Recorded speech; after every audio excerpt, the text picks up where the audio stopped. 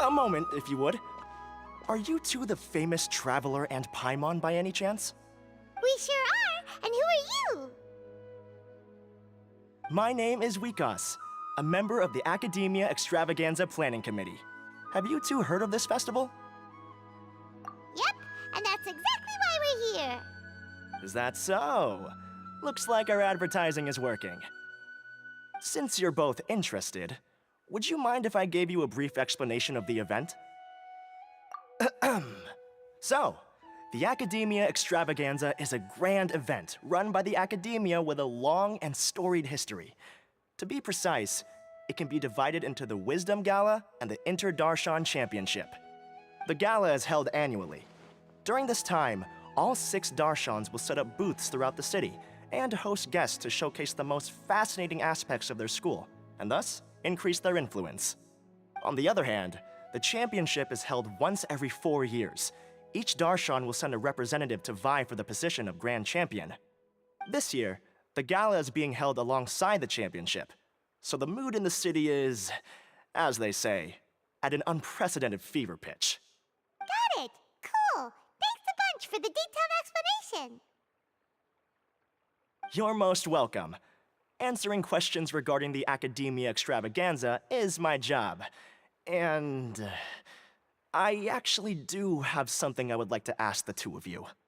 Huh? Need our help with something? Well, let me begin by saying that this year's Academia Extravaganza is of utmost importance to us. Lesser Lord Kusanali and the sages came up with a plan for the Academia to recruit talented people from the desert starting next year. As such, we've invited a great number of desert dwellers to take part in this festival, so they can hopefully experience the Academia's atmosphere ahead of time. I've heard that the two of you are famous across both the rainforest and desert. With your participation, especially in the Inter-Darshan Championship, more people will definitely come to appreciate the festival.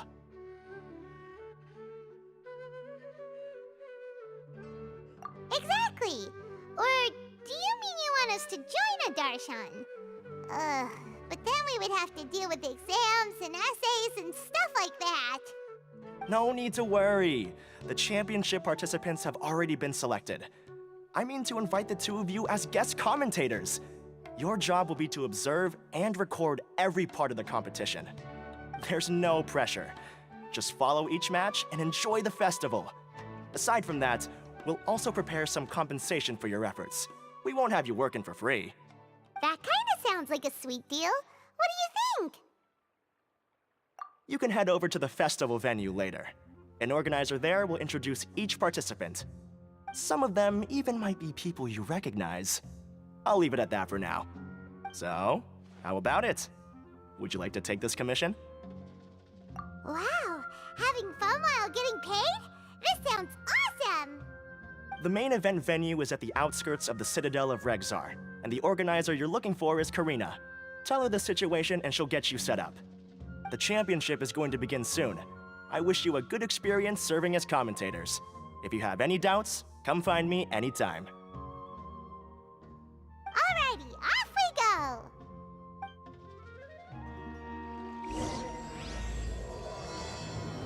Welcome, one and all, to the Academia Extravaganza. Now then, allow me to reveal the prizes for this iteration of the Inter-Darshan Championship. Fabulous monetary rewards, research funds, a limited edition Genius Invocation TCG card, and the right to wear the Diadem of Knowledge. I believe that I need not elaborate as to how this is a symbol of great honor. She should be Karina, right? Looks like she's in the middle of something. Let's wait till she's less busy, then go introduce ourselves. The Diadem of Knowledge. What a perfect work of art. Every time I see it, I feel like I'm losing myself in its beauty. The one who proves fit to wear it must be a rare genius indeed. I believe that most of you have already seen the Diadem of Knowledge or have heard tales about it. 20 years ago, a researcher named Sachin bought it for a large sum of mora before donating it to the Academia. The generous championship prizes are also sourced from his sponsorship. Before we begin, allow me to express our gratitude to this researcher, who cannot be with us right now. Things can only get worse. Things can only go from bad to worse. Human nature begets conflict, and conflict begets ruin. From the beginning, the seeds of wickedness have been. Hey, stop spacing out! Paimon called out to you, but you didn't respond. You okay? Did you stay up late without telling Paimon?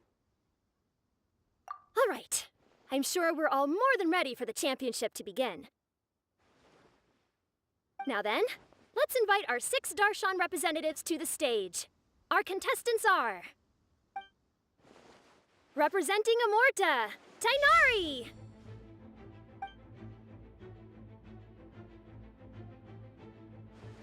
Representing Spontamod, Sino!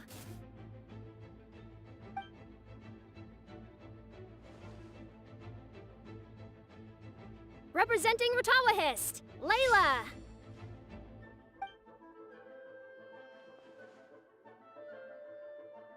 Representing Haravatat, Farzan!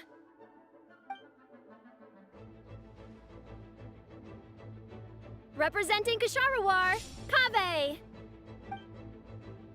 And for Vahumana... Is Vahumana's representative not here yet?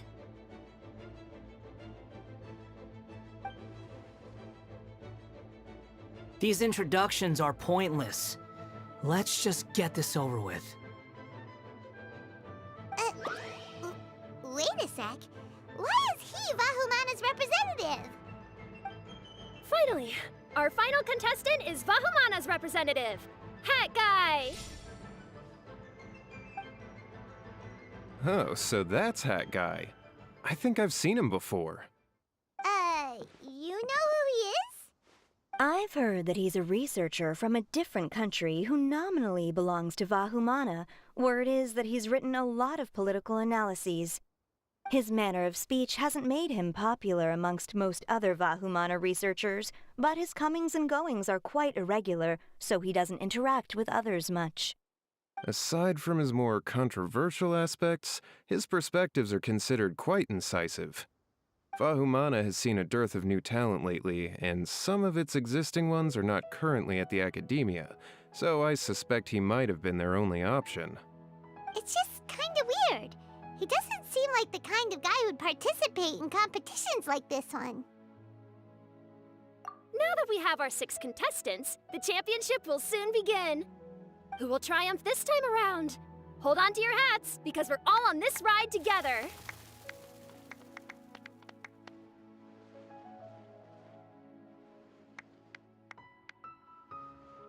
Huh. We really do know a lot of the contestants. Oh, right!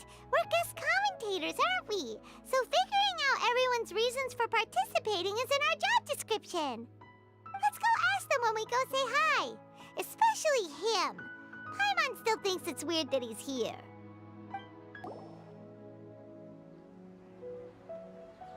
We meet again, you two. Hey, Tainari! We came here to check out this extravaganza event, and then they invited us to be guest commentators. Is that so? I heard that there would be guest commentators recording the proceedings with cameras, but I didn't expect they'd be you two. It's a pleasant surprise that you're visiting Sumeru again while I'm still on leave. When everything comes together perfectly like this, I call it the biryani factor. Because it's always rice to meet stew again. Ugh.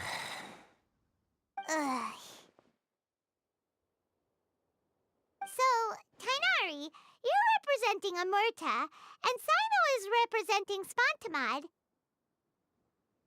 But haven't you both already graduated? Can alumni also take part in a competition? I had wondered the same thing.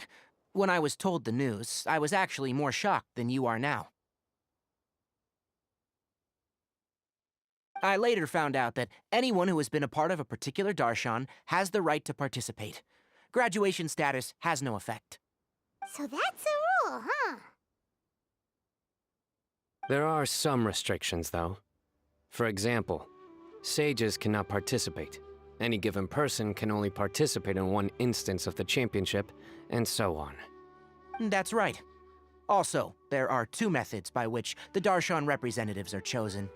One is self-nomination, and the other is to be recommended by over half of one's Darshan. You must have been a case of the latter, Tainari. I heard that quite a few of your juniors petitioned for your candidacy. Sometimes I wish I could clap a few of them over the head and tell them to spend that time on studying instead. Well, you can, but after some consideration, I realize this could be a good opportunity for me. Next month, we're having a public lecture on ecology at Gandharvaville. If I participate in this event, I might be able to utilize its popularity to promote the lecture. I'm not that concerned about becoming the champion, unlike someone here. Yes, I'm using the last of my leave for this. When I heard that a limited edition Genius Invocation TCG card was one of the prizes, I signed myself up. This year's card is a rare one indeed. It would be a shame if I missed out on it. Wait, is it some kind of super powerful card? No, it's a very common one. But it has a holographic layer. So what's the point? It's very cool. Paimon meant apart from being very cool. That is reason enough. I shall do my all to emerge victorious and add it to my deck. As someone who doesn't play cards much, I can't quite relate. But it isn't surprising that everyone has their own reasons for taking part in the tournament. Fair enough. All right, let's go find someone else to question. I'm surprised you were willing to come to Sumeru City at all. Well, the atmosphere at the Academia has improved immensely since Azar and his ilk were deposed. Master has been busy recently, so he hasn't had the time to instruct me or try to convince me to return to the Academia. So I've been occasionally visiting the city these days. Trade and business are in greater abundance here, so it's much easier to acquire necessary research equipment. With that prize money, I'll be able to move out of Alhatham's place. Kaveh! Farzan! Layla! Huh? Oh, it's you. Why are you here? We're here as specially invited guest commentators. Our job is to record what happens during the competition. Is that so? In that case, I'll have to trouble you to catch the moment of my triumph on camera.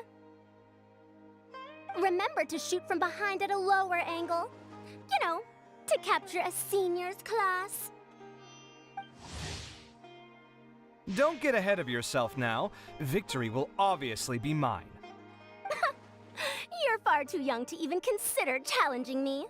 Kasharwar or Ratawahist, you're all children as far as I'm concerned. Actually, I was going to ask, how do you know me, Madame Farzan? Huh? You don't remember? I sometimes see you in the library at night. You even waved at me. What? I don't remember doing that at all. Huh. How strange. However, this is not the time for curiosity. I am Farozan, a household name in Haravatat. You are Layla from Ratawahist, I presume? Yes. Good. Then we are officially introduced. See? Simple as that. I like respectful ones, by the way. Would you like to join my research group? Madame Faruzan, I'm quite sure this counts as poaching. Let's dial things down. I know, but it's been tough getting people these days, and research funding has been hard to secure. But once I win this tournament, it'll be a different story. So you're just here to increase the amount of funding you're getting? Just that. What, are you curious about my reasons for participating in this event? Well, I suppose that's to be expected. You are our guest commentators after all. There's been an influx of newly enrolled students, and they'll be paying close attention to this competition. If I do win, I'm certain that there will be no lack of students knocking upon my door. Moreover, research resources will be made available to the victor, so that will nix my funding issues. Therefore, my two juniors, I do apologize, but I fully intend to emerge triumphant. I'll do my best as well. At least I don't plan to lose too badly. So, why are you here, Layla? I don't know why, but a lot of people recommended me. I didn't sign up myself. I just woke up to find my name on the announcement board. That sounds like what happened to Dainari.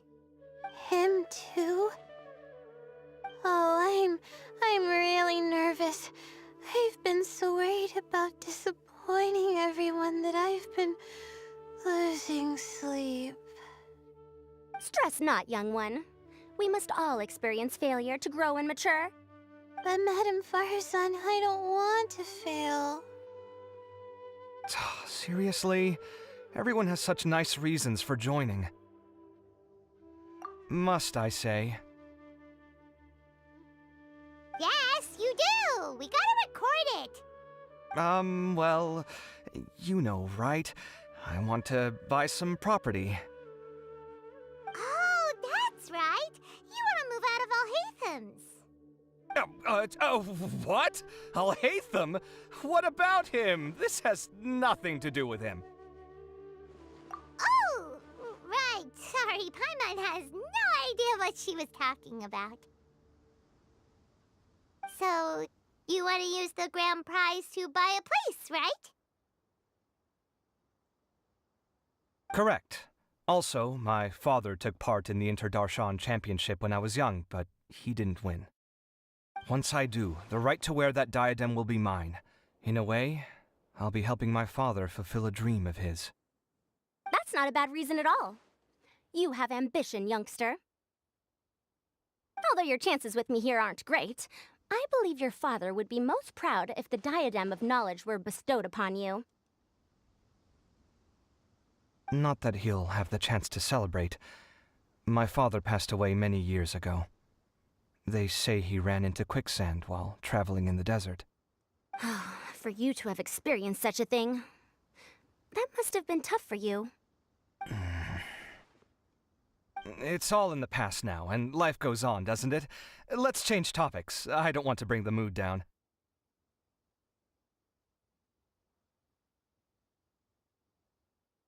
All right. Earlier, you said that you want to use the prize Mora to purchase a home. Where do you live now? Do you live alone?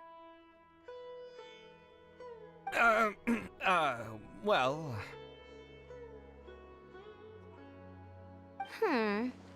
I also heard you mention Alhaitham just a moment ago. Isn't he also from Haravatat? Are you two hiding something from me? No, of course not! Why would you think that? Paimon's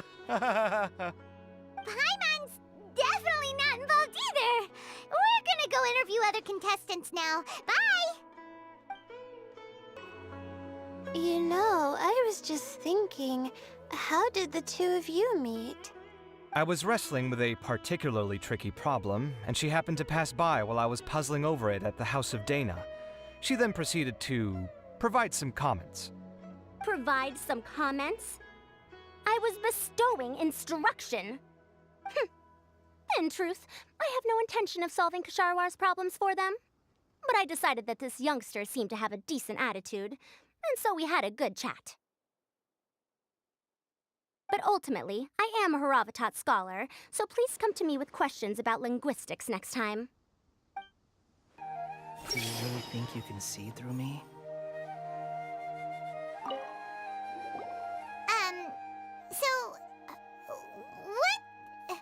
What are you... Just call me Hat Guy. That's the name I use in Vahumana. That sounds like a nickname, not a real name. So I can't go by a simple, ordinary name? Fine, suit yourself. All right then, Hat Guy. Why are you taking part in the Interdarshan Championship? We're specially invited guest commentators, so play nice and answer our questions. You could be Matra for all I care. So what if I don't answer you? What then?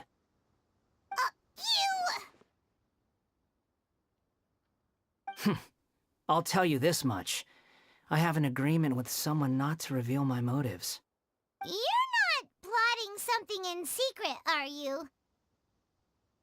Well, it's hard to say. Why don't you take a guess? Ugh, Paimon's had it with you. Fine, be that way. Then we won't ask you why you're participating. Instead, why did you join Vahumana? You two sure like to poke your noses where they don't belong. If I don't say anything, are you going to annoy me to death? I heard that the Vahumana researcher named Akaba was researching the Tatarasuna incident, so I wrote a few essays to refute his points. Later, when I was bored, I wrote some commentary on societal issues in Inazuma. I didn't expect Vahumana to consider me as one of them. Someone even invited me to a lecture or whatever. From start to finish, it was just the wishful thinking of idiots. A misunderstanding. There's your answer. Simple. But when Lesser Lord Kusanali heard about this, she went out of her way to get me registered in Vahumana. She used the name Hat Guy. Enough chit-chat. You're better off wasting your time with the other contestants. Someone's about to get very unlucky. Wanna guess who? How is anyone supposed to relax with you around? We've got to stay alert and keep a close eye on him. Ah, you must be the guest commentators Vikas invited. I've heard about you. I saw you two having quite the lively conversation, so I thought it would be best to wait. Are you two free right now? We were actually looking for you, too. Excellent! Then please allow me to explain your job responsibilities in detail. First, please take these two things. The first item is a custom camera from the Academia. Please use it to record the competition as it unfolds. The second is an event-specific locator that will flag all participants' locations. It will also sound when one of them completes an objective. Wow! What a convenient little thing! Aside from you two, there are two other commentators. However, they will remain by the commentators area and will not be following the contestants in real time. Speaking of which, you probably know them. Alhaitham and Nilu.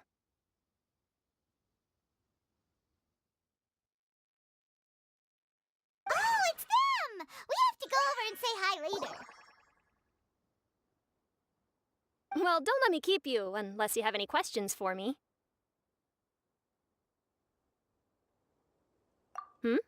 Why do you ask? Really? I didn't see any such person. Could I ask when you saw him? Strange. I was on stage the entire time, and I didn't see anyone come up. Paimon didn't see anyone either. Perhaps you're mistaken. However, if you have any leads on that matter, you can talk to me at any time. Hey, Traveler. Paimon. Long time no see. Dia! Candace! You two are here as well! Ah, so they're two friends of yours. In that case, I'll take my leave. May you all have a wonderful time during the extravaganza.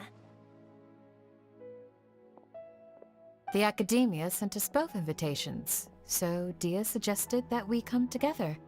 The villagers were also encouraging me to travel outside the village. I couldn't find it in myself to turn them down. We're here now, so no point dwelling on that. Even though this extravaganza isn't a holiday or anything, it's still a big deal here in Sumeru. Merchants from all over will set up shop. There'll be tons of stuff to eat, use, and wear, more than you can count. I'm already set on helping you buy 2 new outfits. I mean, who wears the same thing at work and home anyway? I'm looking forward to it. Just being able to relax and wander the streets freely has already made my day. So, Traveler, Paimon, you two want to come with? We'd love to, but we've got work to do right now. Aw, that's a shame. Let's hang out together when you're free then. Sure! In that case, Candace and I'll head out first. Good clothing and fabrics are very much in demand. If you snooze, you lose. Oh, right. We should also get some accessories. No need to rush. I think we'll have a better time if we take things slow. See you two later. Feel free to come find us whenever you have the time. Paimon didn't think that Candace and Dia would come. Hanging out with them sounds like a great time. Still, looks like the competition's starting soon. Let's go over to where Alhaitham is and see what's going on. I will now announce the rules for the first round of the competition. Please listen carefully. During the opening ceremony, Academia staff released several cages of butterflies, and many of them are now fluttering within Sumeru City. Amongst these butterflies, 3 of them will be special swift flies. They have a different appearance and also fly a little faster. Your objective this round is to find a swift fly and bring it to me. 3 points will be awarded to the first participant to return, 2 to the second, and 1 point to the third. That is all for the first round. Should you require clarification on anything, please ask any of the other staff.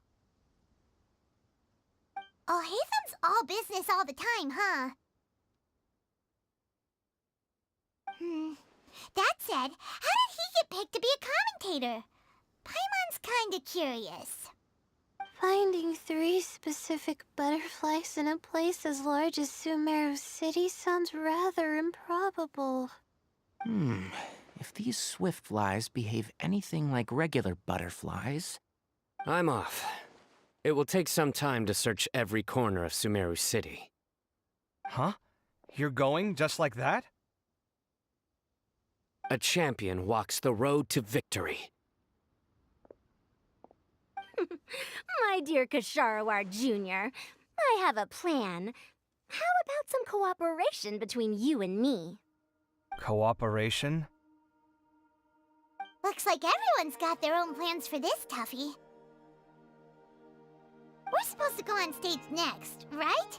Let's wait and see everyone's reactions first. Huh? Wait a minute. Look, he seems to be observing the other contestants just like we are.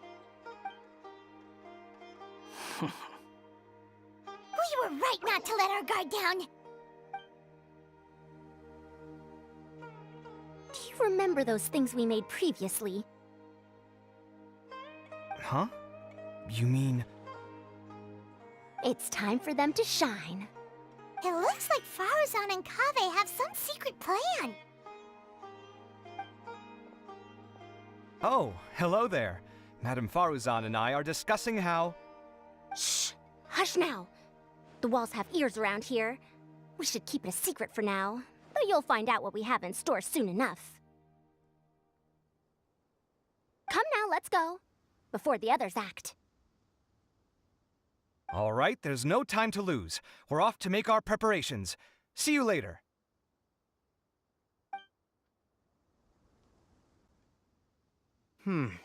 This is basically what I'll need. Do you think you'll have any difficulties? I have most of the reagents with me, and I can buy the rest. Kale, you're here too! Tainari, you have a master plan ready?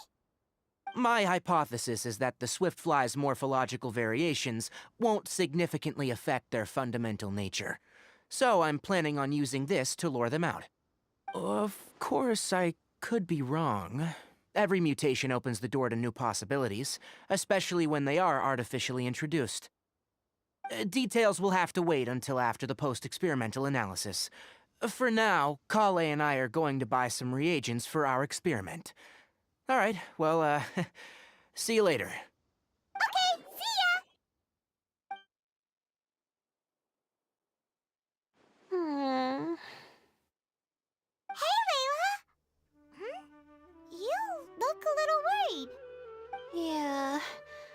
have no idea what I should do. What color are these swift flies? Do they have special markings? How do they differ from ordinary butterflies? Oh, I can't even figure out these basic questions, and most of what I've learned in the past is completely useless here. Aren't people who research the stars supposed to have some extraordinary abilities? Why not use astrology to solve it? Oh, you're another contestant. That guy, was it? Is it that you can't use astrology during the day? Guess that skill's less useful than I thought. No, it's not like that. If it's daytime, all I need is an astrolabe. So, why don't you do that then? Mona Magistus the astrologist said that those who constantly use astrology to obtain things that shouldn't be theirs will eventually lose the blessing from the stars. It's just something I read in an academic publication. I really love to read Mona's essays. You're overthinking it. Power is just a tool. It just seems to me that you don't have the resolve to win this. Well, suit yourself. Wallow in your immature ideals if you like. Hey! Seriously? Just walking off after saying a bunch of mean stuff like that? Did I say something wrong just now? Thank you so much. I've made up my mind not to use astrology for this. I think I'll just try my luck in the city.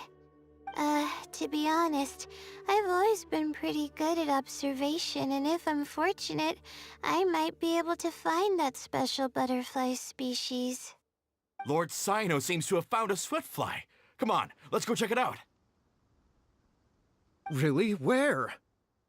The butterfly flew up high, and he's chasing it now. Oh, no time to lose. Let's go see. As expected of Sino.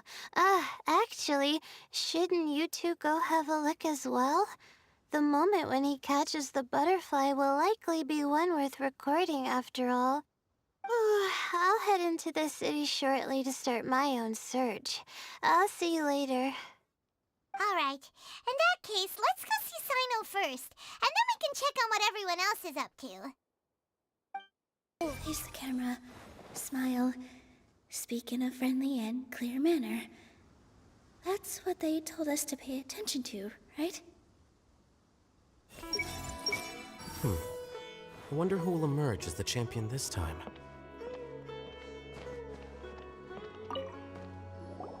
I didn't expect that you would be invited as well. Neither did we. By the way, how did you get picked, Alhaitham? There were several factors, but primarily the recommendation of the sages. I suppose they assumed that I'd have the free time for this job after resigning as acting Grand Sage. That said, they'd probably claim that my calm demeanor would help maintain fairness in the competition. Sounds like you've got a lot on your plate. Not really. The job itself is quite simple and effortless.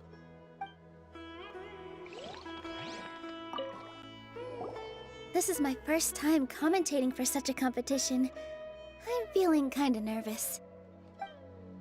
Nilu, how did you get picked to be a guest commentator?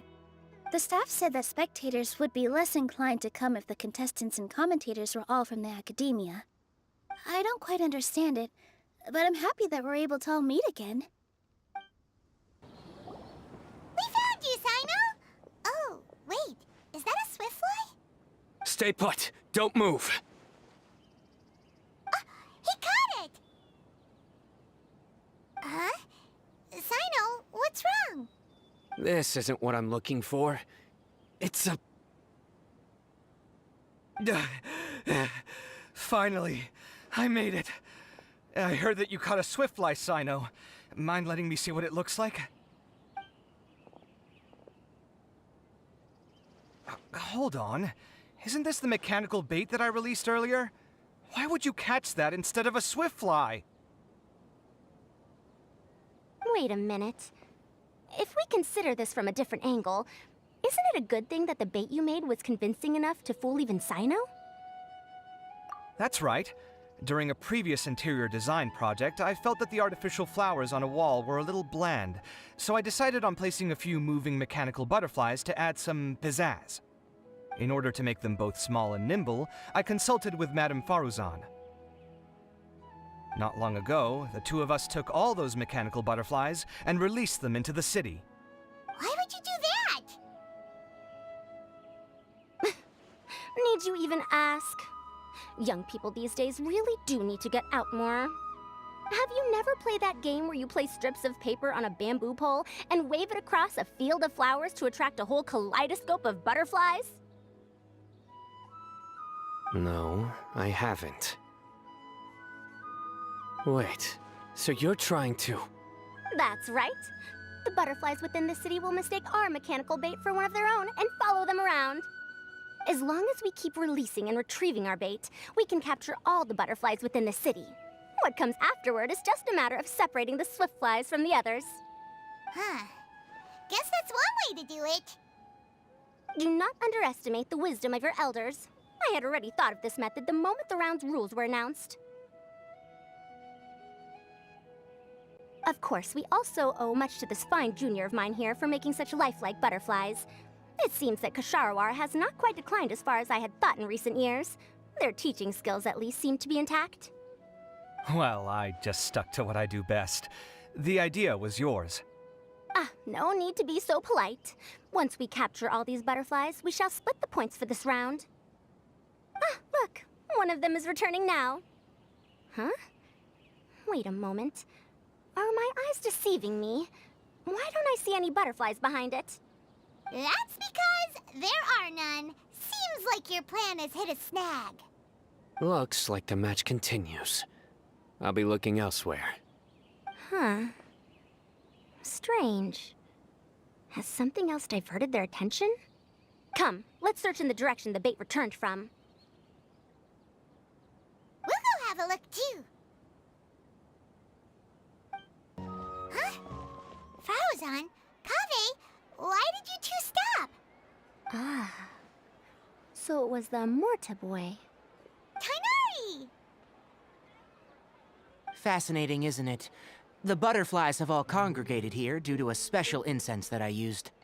I infused it with 3 different types of honey, and the butterflies, following the fragrance, have gathered around me. Oh, butterflies must have really sharp noses then. Wait, do they even have noses? I've never seen one. They do not, in fact, and their vision isn't stellar either. However, they can use their antennae to distinguish between scents, and their olfactory senses are generally quite advanced, allowing them to detect floral fragrances from great distances. Oh, so that's how it is. I had a pet butterfly once. I picked wildflowers and placed them in its box, but it wouldn't eat any. That's normal. Raising butterflies isn't difficult, but there are many things you should take note of. Appropriate temperature, sufficient air, and a spacious environment are examples of such considerations. You must also ensure that the food you've chosen suits their palate. Most importantly, you must curb your curiosity and avoid disturbing them while they rest. Otherwise, they may become stressed. Sorry. I liked to poke at its wings at the time. Humans tend to rear many creatures due to their aesthetic value, but not all are suited to such a process. Caring for living beings is hard work. Impulse alone is insufficient. Some prerequisite knowledge is always required. You sure do know a lot. I have a question too. I bought a scarab not long ago and it hasn't seemed very active. Can you help me figure out why? I'd like to keep a duskbird as a pet. What are some key points I should consider? Is it possible to keep a Richbulin tiger as a pet? All right, it seems like you all have a great deal of questions. But I am in the middle of the Inter-Darshan Championship at the moment, so I'm afraid I can't answer them all now. Let me propose an alternative. Next month, there will be a biology lecture at Gandharvaville, and I will be sharing some interesting insights on living organisms there. If you're interested, you can attend that lecture, and if you should have any questions, just prepare them ahead of time. I'll answer questions after I've finished speaking. All right, I'll be there. Of course, please try to ask more rational questions. For example, whether you can raise a Rishpalin tiger as a pet or not is mainly dependent on whether you can overcome one in a fight. Looks like Tainari's science lecture will draw quite a crowd. Huh? Oh. Was I listening in for that long? Seems Kale's master does live up to his title as a teacher. Madame Faruzan, I've had a look around. Nearly all the butterflies in this area have been attracted by the incense.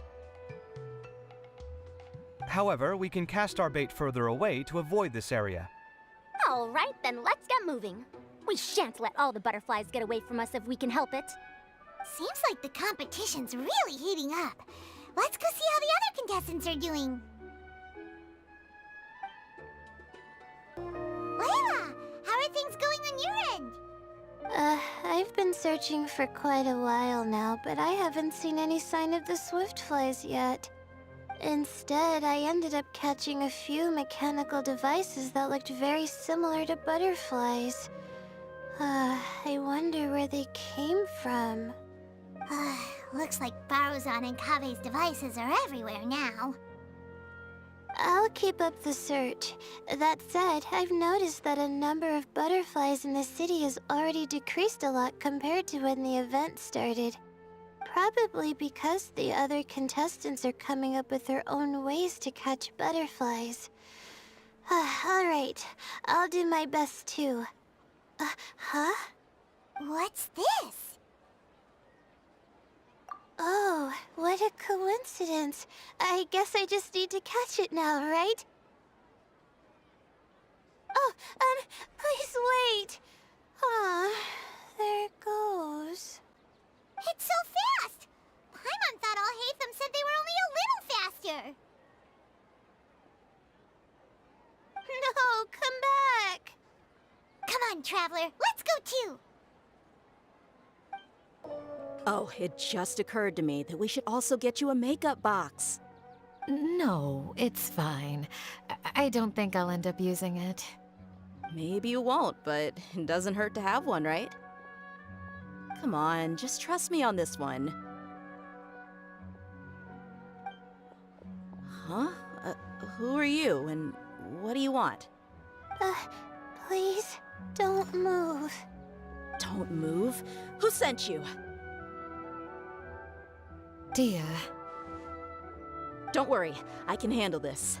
Now, tell me, what do you want?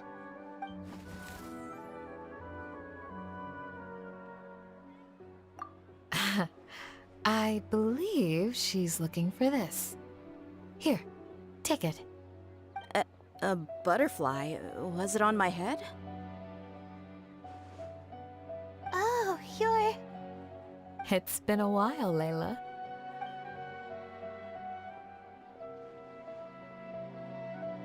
A friend of yours? Oh, so she must be the one you were telling me about. Huh? You two know each other? Oh yeah, it has been some time. The first time I ever woke up after sleepwalking, I somehow found myself in Aru village. Candace was the one who took care of me then. That's right. She didn't look well, so I gave her something to eat. She said a lot of complicated things about astrology, the night sky, the stars. Not sure I understood it all, but it sounded pretty enchanting. Right. Do you still want this butterfly? It seems like you were chasing it all the way here. It's of little use to me, but if you don't want it, I can release it. Just let her have it. It's no big deal. The swiftfly was flying so fast, but you were able to catch it like it was nothing, Candace. Oh, it didn't seem that quick, really. I was actually worried that I would injure it, but I'm glad that didn't happen. Anyway, sorry about the butterfly thing. With the way you suddenly came running over like that, I thought you were hired to take us out or something. Huh. On second thought, I guess I've never seen an assassin that looks tired with dark bags around their eyes. Oh, you must be taking part in the championship. Take it from me. Don't let it stop you from getting some rest. I'll do what I can. Thank you. We'll be on our way then. See you later. Alrighty, let's bring the Swiftfly back together with Layla. It seems we have a third contestant who has returned with a Swiftfly. With that, the first round has come to an end. I anticipate that all of you will keep up the effort for the second round. Dismissed. Your closing statement sounded so... how do I put it? Decisive? Well, you could certainly stand to try being more decisive, Nilu.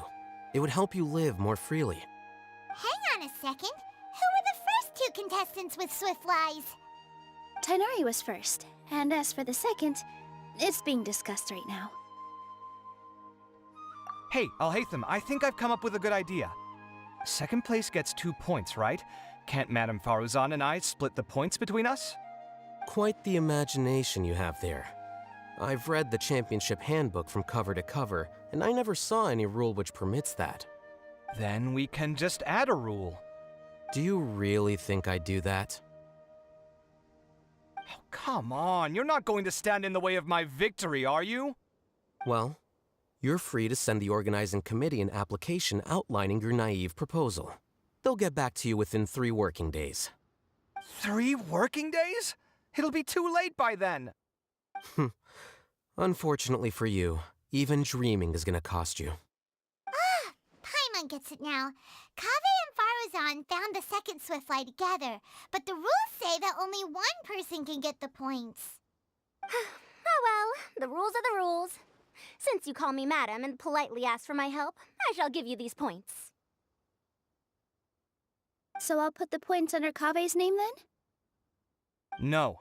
If I take these points, won't that only detract from your contributions, Madame Faruzan? You might be all right with that, but I cannot do it. Not in good conscience. I don't have any problem with it. There are 2 more rounds after all. Losing one isn't a major setback. But if you insist, I have another method. We can draw lots to see who will receive the points. Lots, huh? What? Is there something wrong with that idea? No. Well, let's do it. All right. I'll get the paper needed for the lots. Give me a moment. Oh, seriously? I'm sorry, but it appears that luck was on my side this time. No, you do deserve it. I'm just lamenting my bad luck.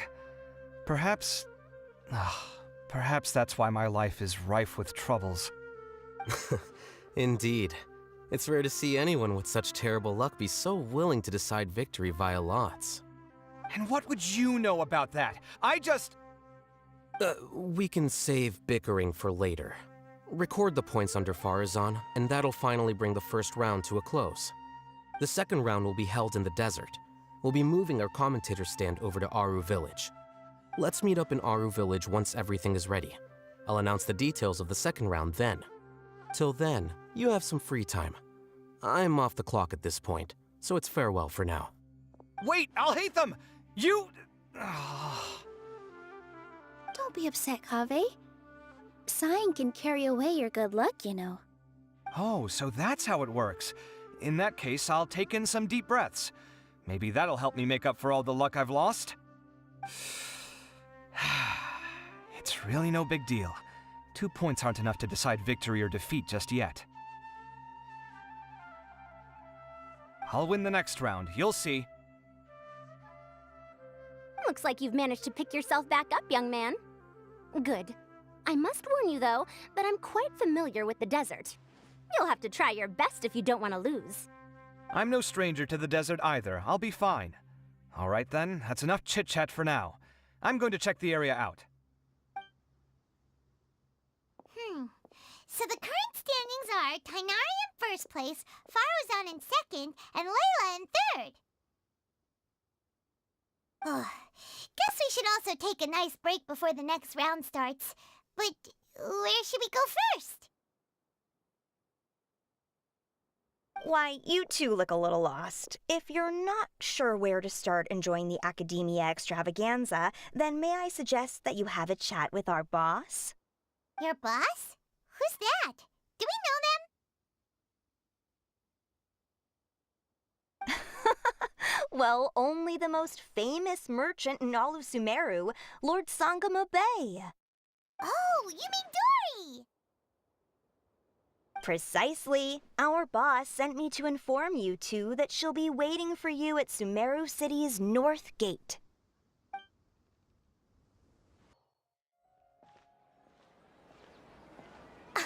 Oh, well, if it isn't the Traveler in Paimon. Hey, Dory! Are you here to attend the Academia Extravaganza too? Of course! People are practically flocking to Sumeru City. You couldn't ask for a better opportunity to do business. This is one of the entrances into the city, and it's very close to the Wisdom Gala booths. There'll be an endless stream of customers. I can already hear the Mora going clink, clink, clink as they fill my coin pouch. Well, is there anything you'd like to purchase? We've got everything you need and deals that can't be beat. Well, do you have anything to eat? Oh, wait, we're celebrating the extravaganza and you're only thinking of eating... I mean, of course, we've got lots of things to eat. That said, I recommend that you also consider some of the great bargains we have going on. The Wisdom Gala is about to begin, and once it starts, each of the Darshans will prepare a small challenge for everyone. And just between us, I have some super booster supplements for sale. Eat just one to boost both your strength and dexterity for a short time, allowing you to overcome any challenge. No thanks, we'll pass. These little challenges are gonna be a cinch for the two of us. Just you watch. Anyway, Paimon just wants something to eat, please. If you don't have any food, then we'll just go somewhere else. All right. Mora is Mora, after all. Oh, what would you like to eat? Well, Paimon's pretty hungry right now. Do you have any touching? Let me see.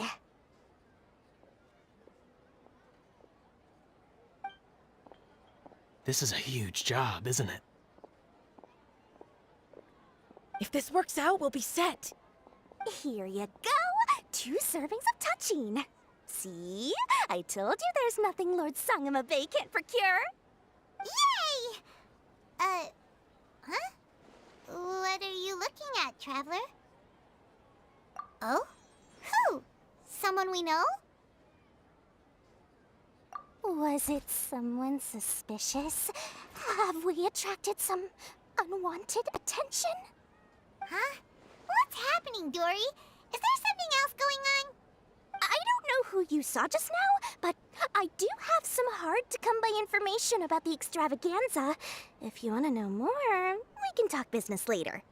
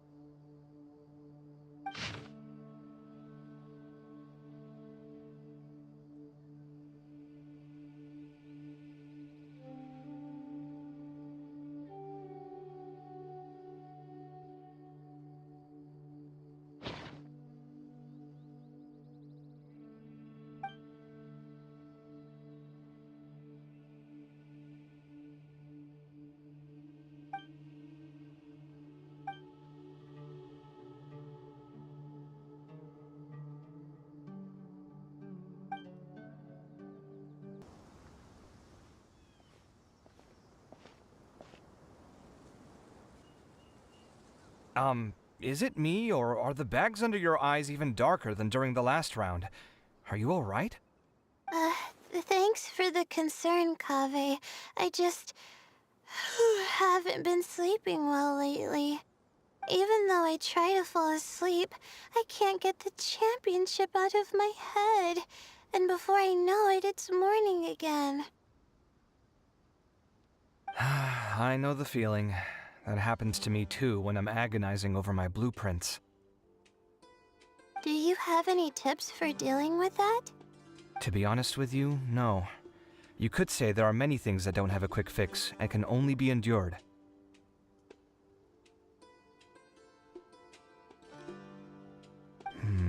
I suppose you can think of it as something akin to an illness. Sometimes there's no effective cure, so you just have to let things run their course. I don't know what's stressing you out, but I can feel all the anxiety and pressure coming from you. The next round's about to start, so chin up and do your best. Oh, okay. You do your best too. Looks like everyone's here. I will now explain the second round to you all. There are 3 leyline disruptors buried in the area around Aru Village. These devices can imitate the effects of leyline disruption and will constantly interfere with the environment. Your goal is to shut them down. The first 3 who manage to finish this task will be awarded 4, 3, and 2 points accordingly. Note that each person may only bring a set amount of food and water with them, and that leaving the designated competition zone will result in disqualification. Well, what do you think? Want to team up again? I shall consider letting you have the points on account of what happened in the previous round. That's all right. I've been here many times, and in any case, machines are one of my specialties. I doubt this will be particularly difficult. It's good to see such confidence in a youngster like yourself. I also happen to be well acquainted with this place. Let's see who will find these devices first.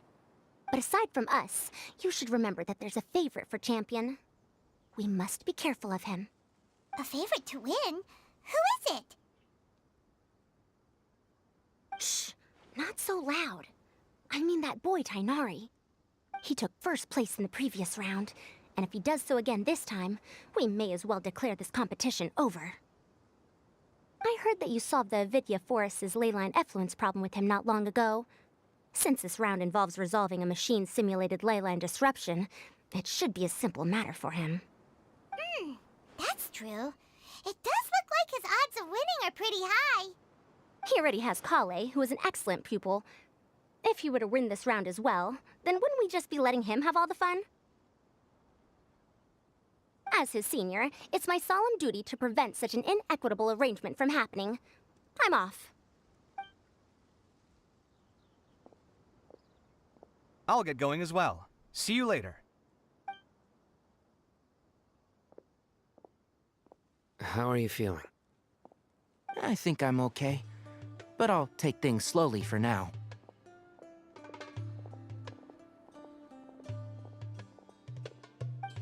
Is this all the water we're getting? Sorry, that's what the rules say. While this round seems to be about how quickly you can shut down the devices, it's also testing your ability to survive in tough conditions. I knew it'd be harder than I had expected. So we'll either need to find the devices as quickly as possible, or we'll have to save our energy and wait for an opportunity. Okay, I'll head out shortly. Thanks a lot, Nilu. You're welcome. Please take care of yourself. Well, there goes everybody. So, who should we visit this time? Let Paimon think. Oh, right! Didn't Farozan say that Tainari's the favorite to win? Let's go look for him first.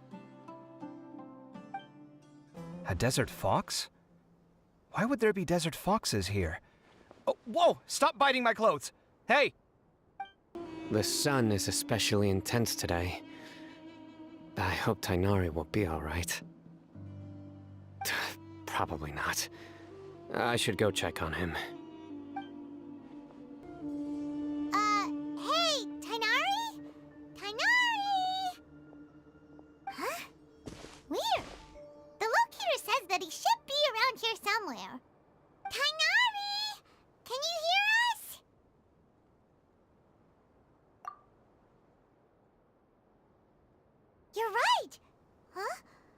no. It looks like he's fainted. We have to help him. Tighnari, are you okay? It's so hot. Oh, so you passed out because of the heat. Are you not used to getting around in the desert? That's right. I usually bring lots of water when I go to the desert, precisely to avoid this situation. I went through all my water very quickly, and with the effects of the disturbed ley lines, I started feeling dizzy. My ancestors, the Valuk-Ashuna, were originally from the desert. But I guess this is what happens when a species migrates. They become intolerant of their original environment. This isn't the time for a history lesson. Let's get you some water. Humans. Such fragile beings. Your bodies can't even survive extreme changes in the environment. Here, take this. Let him drink it.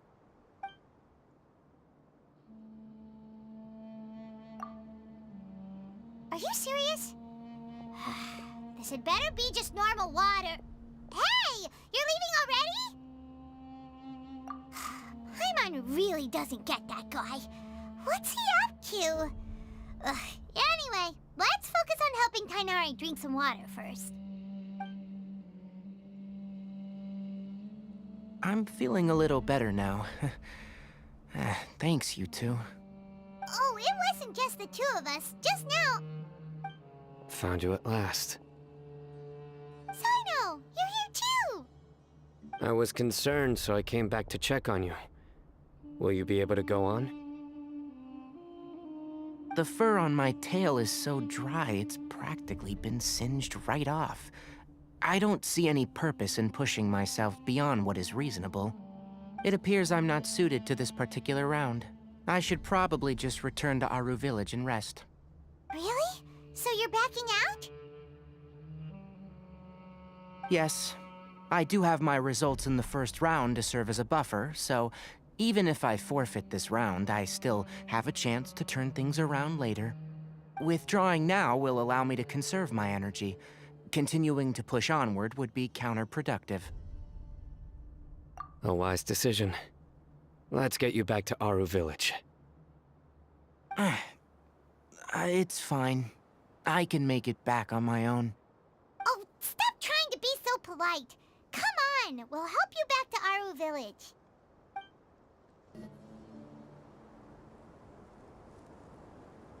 How are you feeling now, Tighnari? Do you want to rest some more? There's some shade here, so we can stop for a while. All right, let's do that.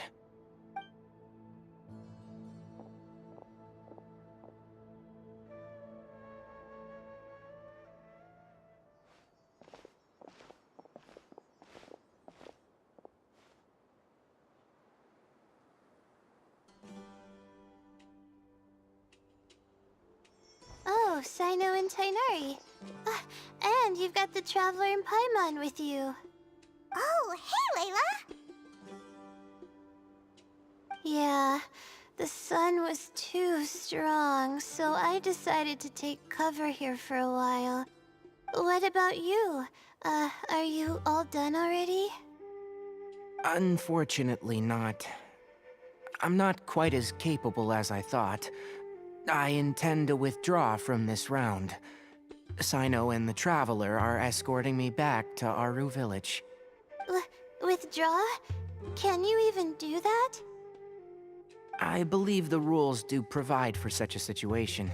Alhaitham did say that the act of leaving the competition grounds would result in disqualification from the round. Didn't I ask you if you were all right before this? If you had just decided to withdraw then, you wouldn't have had to suffer. Well, I had to try, didn't I? So I tried, and it didn't work out, and now I'm backing out while I can. When I get back, I'm definitely going to make a batch of sun-resistant oil. Next time I venture into the desert, I'll be prepared. By the way, you're Layla, aren't you? You don't look very well yourself. Will you be all right?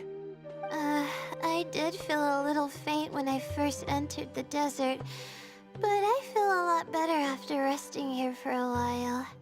Be careful not to push yourself too hard. Don't worry. I'm just... Feeling the pressure?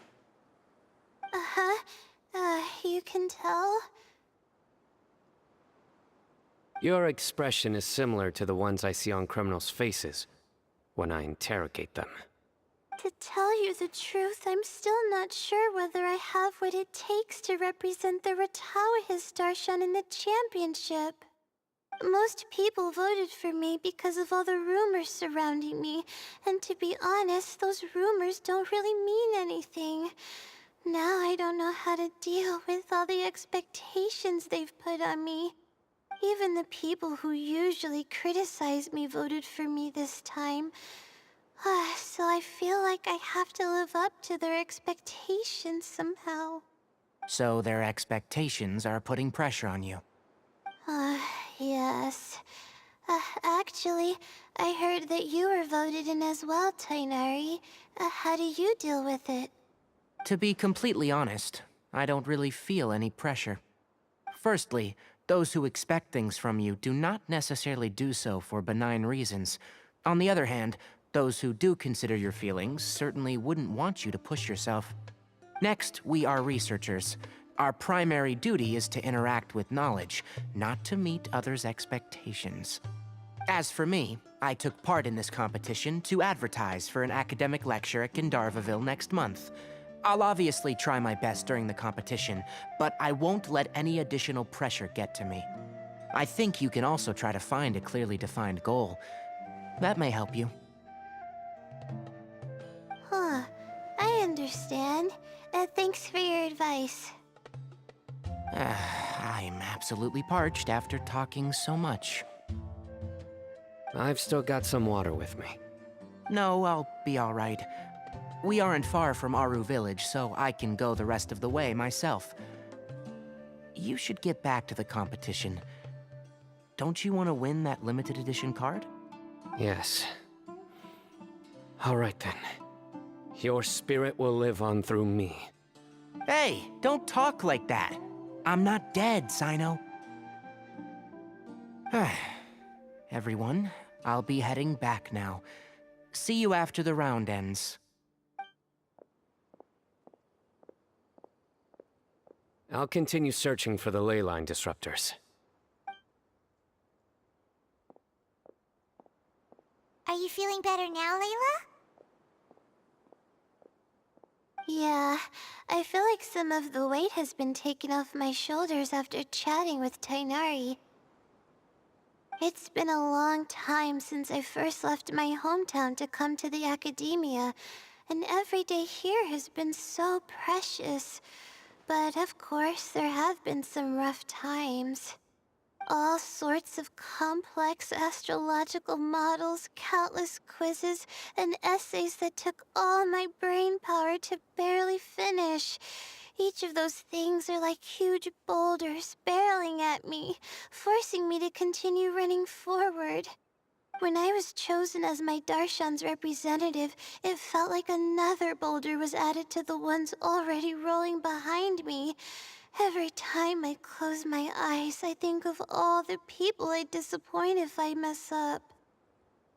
Yeah, I think that's what Tainari was trying to tell me. You're our good friends, which is why you didn't stop him from dropping out of this round, and why you don't feel disappointed in me. That's right! No need to feel so down! That said, he did also say that he hopes I could have more concrete goals for taking part in this competition. I don't have any now, but I'll give that some thought. Anyway, I won't take up any more of your time. You still have to record the other contestants' progress, don't you? Perhaps they've had some breakthroughs while we've been chatting. True. We should go look for the others. Now, who's left? Tainari's dropped out for the round, and we just saw Sino. You could go see how Madame Farozan's doing. I've heard that she's quite knowledgeable about the desert, so she's probably made some progress by now. Okay, let's go look for Faruzan. Looks like someone's taking it easy. You should be thrilled that I have nothing to do. Otherwise, that means someone's in for a very, very bad day.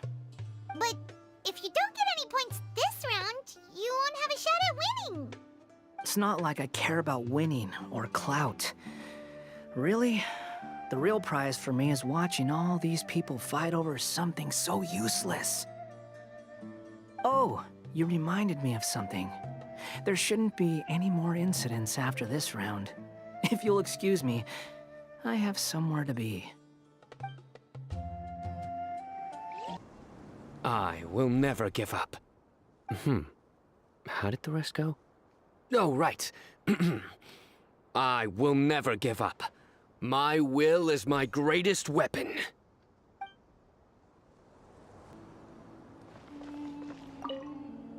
There's another one.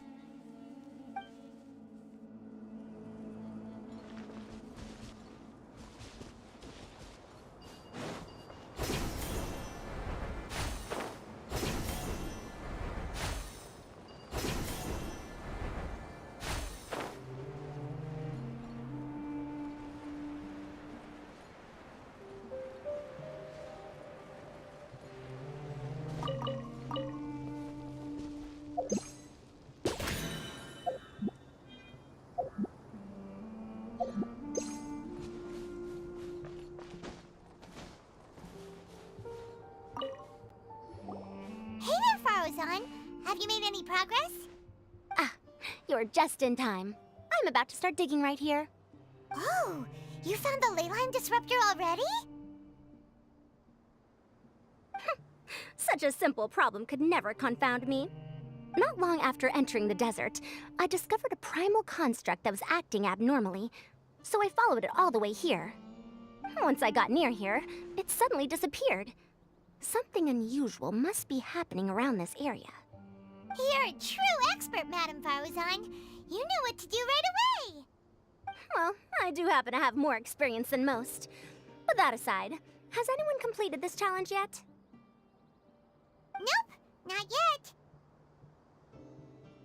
Well then, I suppose I'll be the first. What about that boy Tainari? Oh? And why's that? He's not used to being out and about in the desert. Huh. I didn't think he would have such a weakness. I suppose he could use a bit more training. What about the others? Is that Ratawahist girl still a bundle of nerves? Tainari gave Layla some advice, and she seems to be doing a lot better now. Sino just started his search for the disruptors, and as for Hat Guy, well, who knows what he's thinking. And what about Kaveh? Has he found a leyline disruptor yet? Paimon doesn't think so, or our locators would have already let us know. Strange. What's he lollygagging for? With his skills, you should have heard something from him by now. Well, I'm afraid the most thrilling moments are already done here. You should probably go find Kaveh and see how he's faring now.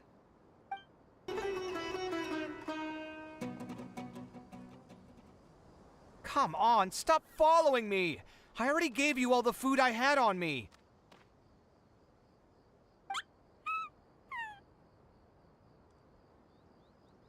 You can cry all you want. I don't have any more food. All I have left is a half bottle of water, and I can't possibly give you that. Without water, traveling in the desert will be incredibly difficult, and I still need to find what I'm looking for. Marak, can you help me out here? Keep them away.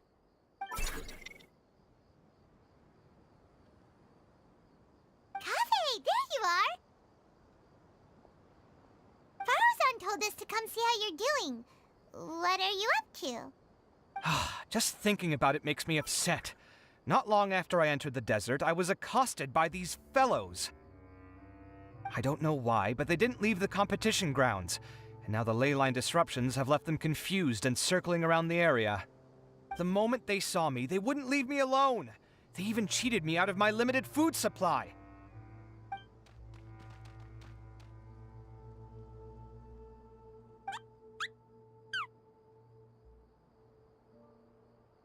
Hey, didn't I ask you to keep them away? Kaveh, is this flying metal thingy yours? That's right. This is my toolbox, Marak. Your toolbox? Huh.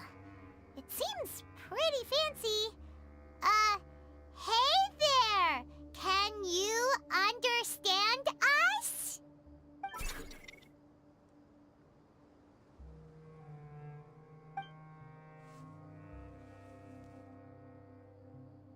Sometimes I need to carry things when I go out, so it's handy to have a portable toolbox. Well, this definitely doesn't look like an ordinary toolbox, that's for sure. It's a long story. When I was working in the desert, I ran into a merchant group who had a machine core they excavated from some tomb. It was clearly from King Deshret's civilization. His technology still isn't fully understood, and Kasharawar has many different opinions on this topic. Our current theories cannot explain such mysteries. Upon seeing such a rare, complete specimen before me, I forked over all the mora on my person to purchase it. Some time back, I wanted to make an automated case that could store my offloaded items. With that core, I created Marak. It can't understand commands that are too complex, but it can serve as my assistant and help me with things like mapping and surveying. Most importantly, it can't talk, so it can't give me any attitude.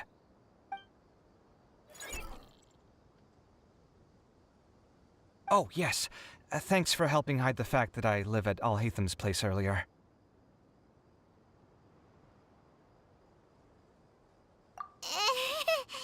Sorry. I hope this season of my life ends soon, so I can get things back on track. Things just started going downhill at some point. Maybe it all started when my mom remarried and left for Fontaine. Or maybe it all started when I spoke to Alhatham in the library. Or maybe it's because constructing the Palace of Alcazarzaray burned through my funds. I'm still paying off the debt from that one. Oh, when's this going to end?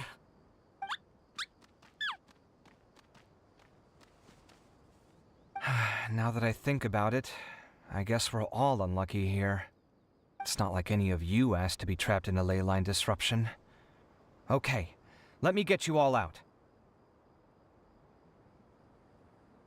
Kaveh, aren't you going to look for the ley line disruptors? Yes, but I can't just leave them here, can I? Oh, forget it. The more I think about this, the more I feel a headache coming on. I'll get back to searching once I get them out of here. Time's a-wasting. I'm off.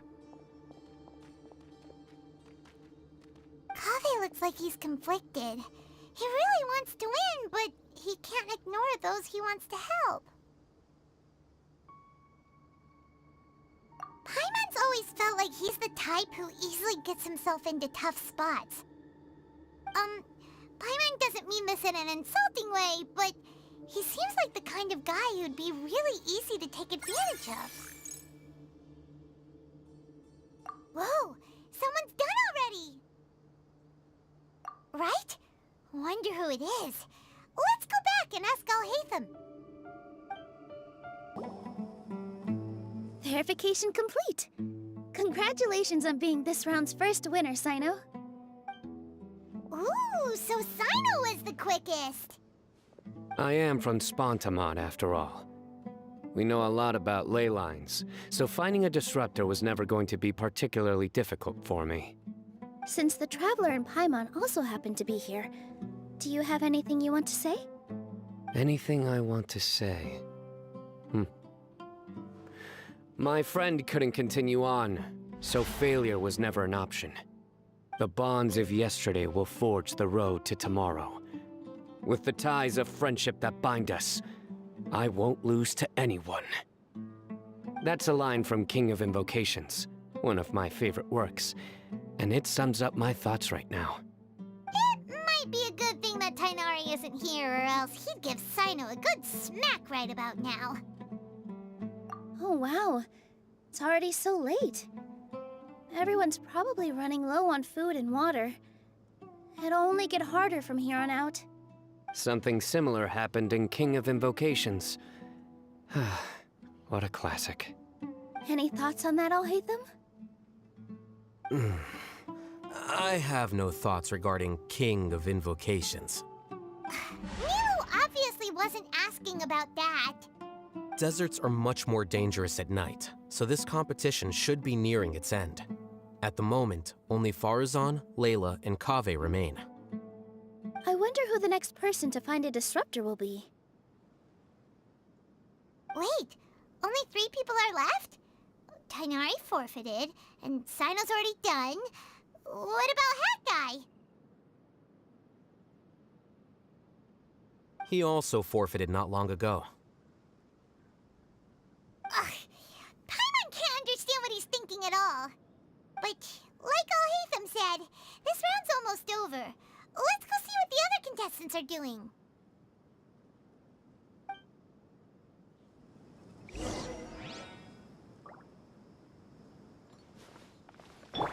Everyone hold hands. I'm sweating too much, am I? Oh, it'd be so embarrassing if that was caught on camera. The weather today might affect this round. Things are really heating up now. You can feel the contestants' passion too, can't you, Al-Haytham? Compared to the abstraction of human emotions, the desert heat is easier to intuit.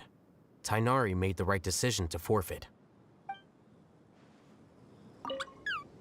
Shh, quiet. I'm currently trying to find a way out of here.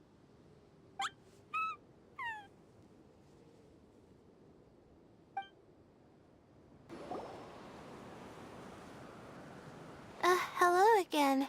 You know, it suddenly occurred to me that you guys have had to do a lot of running around this time. Don't you find it tiring?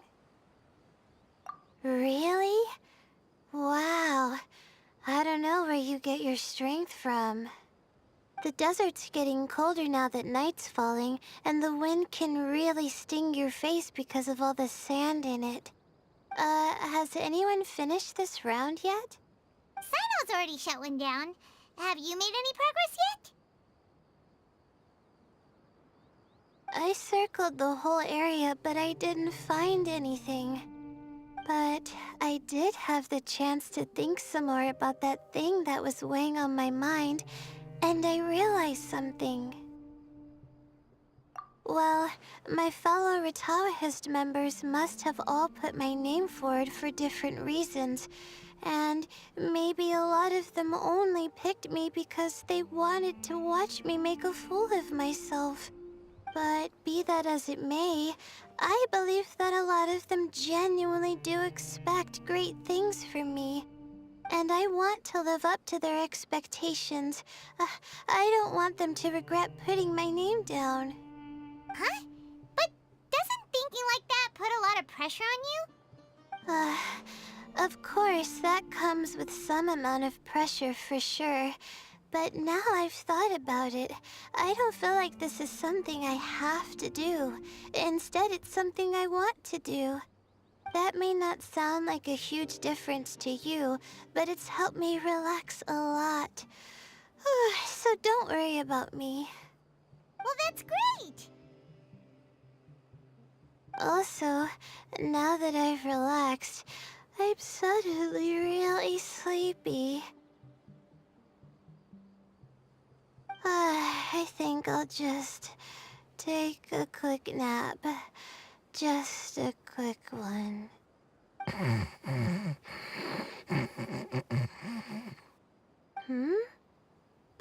But the competition isn't over yet. Oh, Layla. She's really a bundle of nerves, isn't she? Wait, you're... Good to see you too. Ooh, it's nice to be out. Feels like I've been cooped up inside for quite a while. Well, since I'm here, I guess I should help her finish this. What are we supposed to be doing here again? Finding a ley line disruptor, was it? Let me see. Looks like she's basically gathered all the information she needs. It won't take long to wrap this up. Come with me, you two.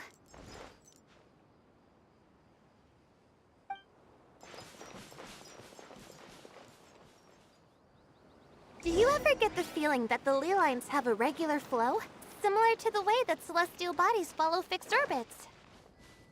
If we were looking down from on high, I wonder whether we'd find that the ley lines are just the reflections of the stars upon the Earth. Not all astrological phenomena can be directly observed. Some are deductions based on other details that we know. It's the same situation with the ley lines. The parts of them that are hidden underground can be identified via elemental energy, sound, and other phenomena.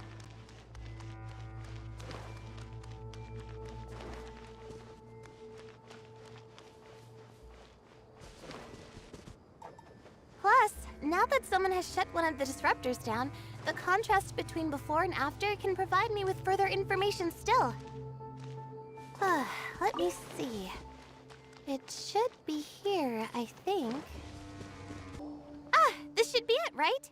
I'll turn it off. That should restore the ley lines in the area to normal. Nice work! Again, I didn't do any of the real work. I'm just wrapping up. She'll probably wake up soon.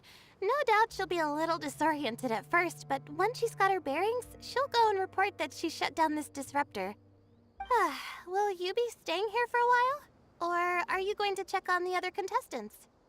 Oh, time to check our locator. Whoa, it looks like Kaveh and Faruzan are headed towards the same place. Perhaps they're about to find the last disruptor. Also, speaking of Kaveh, he's an interesting one. Huh? Why do you say that? Before the second round, he had a chat with the other me. He said that worries can be like illnesses. They don't always have a magic cure. Sometimes you just have to endure them as best you can until they run their course. But the way I see it, his situation is much worse than my other self's. She just hadn't found what she wanted to do at the moment, which is why she felt lost. Kaveh, meanwhile, knows what he wants to do. He's convinced that he has to win, and yet he still seems conflicted. He doesn't have a second personality, but somehow he still seems that he's at odds with himself in some way. I don't know exactly how to describe it. It's like he's smiling on the outside, but there's no joy inside, only sorrow. Still, who knows? He must be more experienced than me. Maybe he's just better at dealing with it all than I am. But back to the topic of wrapping up. Shouldn't you be getting back to the action to record how everything plays out? Last one, then the round's over. Oh, true. Okay then, guess we'll be going now. We'll keep everything you said in mind. It should be around here.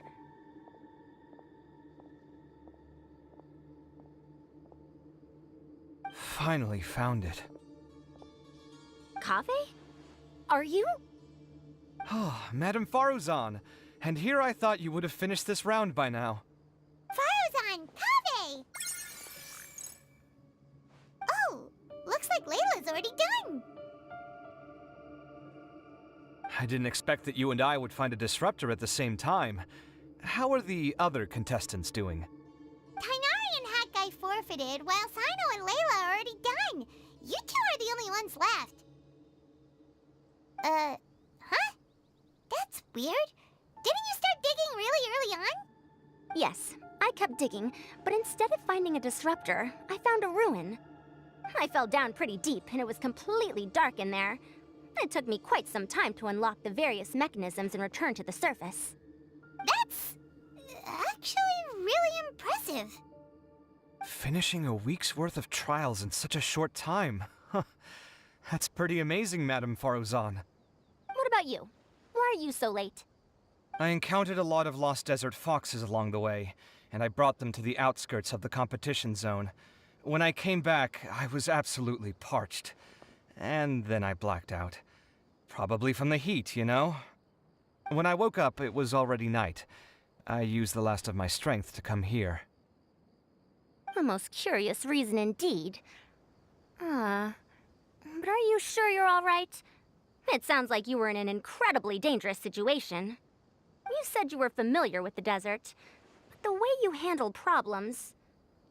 It does feel rather at odds with your title as a genius. It was problematic, but that had nothing to do with me being a genius. It was my decision. The way I did things wasn't optimal, but I wouldn't have been comfortable not doing it either. My conscience would have weighed on me. Youths these days, each stranger than the next. But back to the main issue at hand. Since we are both very certain that this is where the final leyline disruptor is, let's dig it up then.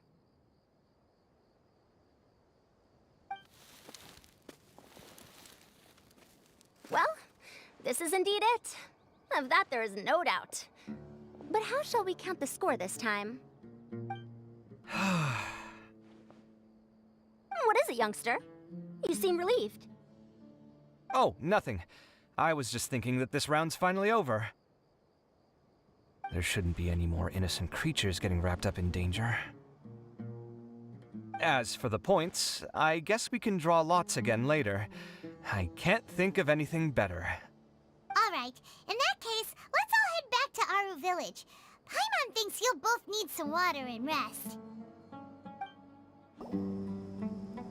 Looks like the second round is over. I wonder who is faster, Kaveh or Madame Farazan? Huh? Where's Madame Farazan? She went to get water. She'll be back shortly. We basically arrived at the same time, so we'd like to draw lots again. You get caught up in some things so easily, like drawing lots. I'm not caught up in anything. Don't make it sound like I take pleasure in having bad luck. Really? Then should I say that you have a curious affinity for drawing lots? I'll go get the box and slips of paper for the lots. Please wait a moment.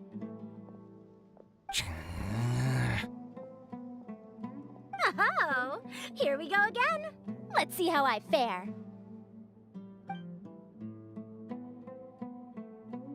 I got it! Did you see that? I won! Congratulations! Looks like Kaveh's luck's taken a turn for the better!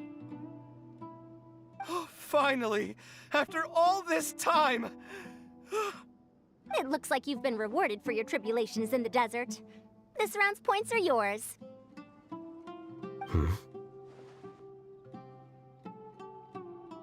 And with that, our second round is done. Sino, Layla, and Kaveh are our victorious contestants. As for the current standings, let me see. Sino and Layla both have 4 points, putting them both in first place. The rest in descending order are Tainari, Farazan, Kaveh, and Hakai. The next round will be the final one. Please rest up before then, everyone. I heard that some stalls at the Wisdom Gala are debuting new games, so feel free to drop by if you're interested. Otherwise, see you next round!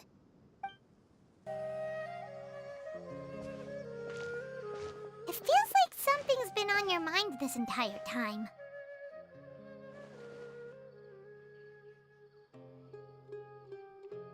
Traveler, Paimon. I finally found you. Finally? Did something happen? Don't you feel like there's something off about this year's Academia Extravaganza?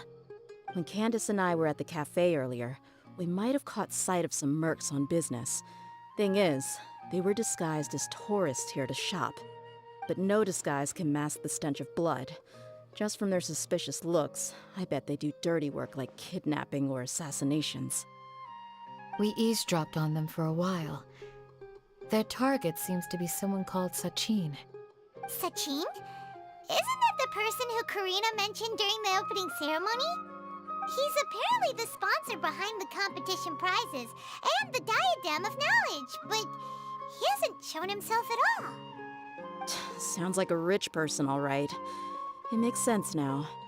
The Eremites have been struggling to make ends meet recently, so a lot of groups have been doing private work that involves the rich. In their words, one gig sets you up for half a year. Just one job like this nets them enough mora to take it easy for a while. The extravaganza has brought many tourists to Sumeru City all at once, so it's likely that they took advantage of the bustle to sneak in. Dia and I wanted to directly capture them, but they were on guard and made some excuse to slip away. I would have tied him up if it wouldn't have caused a scene. Who's legally supposed to take care of this kind of thing? The Matra or the Corps of 30? If Sino were here, he'd definitely get involved. Why don't we head over to the Academia and tell Amatra? Thanks a million, you two. Not at all. It was coincidence on our part as well. Yeah, don't sweat it. The Eremite's reputation is gonna get even worse if these scumbags succeed. But this is Sumeru City.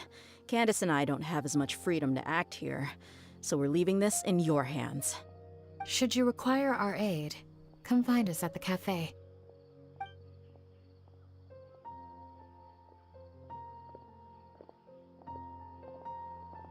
Paimon's noticed that something's bugging you. Is it the extravaganza? 'Cause Paimon's starting to think that there's more than meets the eye here, too. Wait, thinking like this isn't doing anything. Let's just go find Amatra. Hello, both. It's been a while. Do you have any issues to report? Someone's planning to kidnap Sachin. Goodness. Though I suppose it's not all that surprising. The growing popularity of the extravaganza has given him quite the reputation boost as its sponsor. He's seen as one of these super rich types. Well, since he's got a target on his back now, shouldn't you send some people to protect him? To tell you the truth, we've thought about doing just that. However, Sachin apparently prefers to spend most of his time out doing field work, and hardly ever comes back to Sumeru City. No one has been able to contact him. Our only lead is something he once said. Each time the Interdarshan Championship is held, I will be watching from close by to choose a suitable person to inherit my estate. Assuming he remains committed to that promise, then he must be right here in the city somewhere. I suspect that the Eremites in question must have heard about that as well, and decided to come here and try their luck. So they shouldn't know where Sachin is either, right? I would assume not. Anyway, Mahamatra Saino is still on vacation, so I'll handle this. Don't you worry. A couple of kidnappers aren't gonna get very far in Sumeru City these days. I have my ways of forcing them out into the open. All of that said, if you're interested in Sachin's story, why don't you try tracking him down as well? The sooner we ascertain his whereabouts, the quicker we can act to ensure his safety. I mean, you could task all the Matra and the whole Corps of 30 with someone's protection, but if the client doesn't show themselves, there's nothing we can do to help them. Fair point. Guess we should start searching for him too, but where should we start? None, I'm afraid. He's never committed any crimes or broken academic protocol, so we don't have a very detailed file on him. I've heard that Alhaitham has now stepped down from his post as acting Grand Sage and is back to being the scribe again. Maybe it's worth checking to see if he knows anything. Good idea! Okay, we'll head back to the extravaganza venue and see if we can find him. Hey, Niru, have you seen Alhaitham anywhere? Alhaitham? Why, what is it? We're trying to track down someone and we need him to pull up some records for us. Oh, I see. Sorry, I don't know where he went. He's always the first to leave after the competition ends, and he never tells anyone where he'll be going. Huh. Yeah, actually, that sounds about right for him. Let me think. To be honest, he doesn't seem very interested in the extravaganza, so he probably doesn't stick around longer than he has to. To him, being a commentator is just extra work he was roped into. Do you guys know of any places he'd go after work? Ooh, maybe. Paimon remembers that his house isn't that far from here, so we might as well check it out.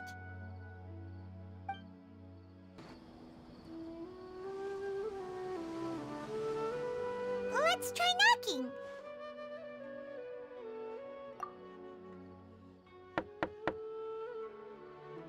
No answer? Maybe no one's home. Hello? Alhaitham? Are you in? We need your help with something. Oh, it's you two? Oh, Kaveh, you're home! Come on in, I'll get the door for you.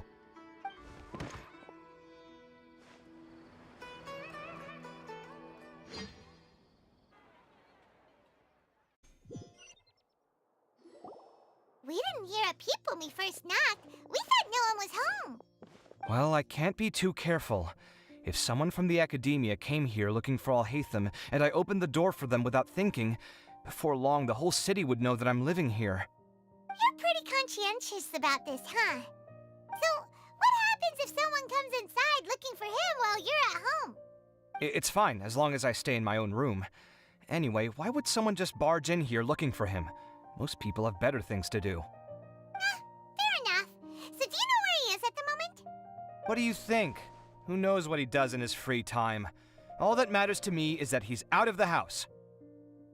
I wouldn't call it that. He's just incapable of saying anything pleasant at all. I told him how the second round went. I won the lot draw, remember?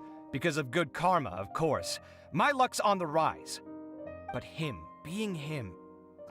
You wouldn't believe what he said after I was done talking! You're always quick to remind me that you're my upperclassman, and yet you do not problem solve in the manner becoming of an upperclassman. This begs the question of why we attach prestige to seniority at all. What does he mean, manner becoming of an upperclassman? What, am I supposed to earn the title of upperclassman now? And he didn't stop there. He said, I'd encourage you to reflect on why you've ended up having to rely on luck every round. Frankly, it's incomprehensible to me how you've managed to make it to this age without acknowledging the proverbial elephant in the room of your life. Yeah, that does sound like something Alhaitham would say. I've had it with him. Every time I talk to him, it's the same way. He finds a way to infuriate me every single time. Anyway, the disdain is very much mutual between us, so I'll be moving out as soon as possible. I'm actually packing my things right now. He'll have to get used to doing his own cleaning and tidying from now on. See those perfectly hung paintings on the walls? They're coming with me too. If his life wasn't utterly devoid of artistic sensibility already, it certainly will be after today. Wait, you're moving out already? But the competition isn't even over yet. How can you afford it? Well, obviously I can't just yet. I'm just packing early to get ahead of the game. I've got my new place picked out already. The moment I have my hands on the prize money, I'm going to buy it and move my things right in. It'll take me 3 days tops to move out of here for good. I now know what I have to do to achieve this goal. No matter what happens in the third round, I will win. I will emerge triumphant. You'll see. Well, we'll be rooting for you. But are you sure you'll be all right? In what way? Layla said that she thinks you'll get caught up in internal conflict. Meaning what exactly? Oh, don't tell me you think I have serious personality flaws too. Oh, we didn't say that. But think about it. You say you want to win, but you also turned Faruzan down when she offered to give you her points. Plus, you took it upon yourself to help those desert foxes. Wait, what's so unusual about all that? I gave you my reasons. I would have felt guilty otherwise. Where's the conflict in that?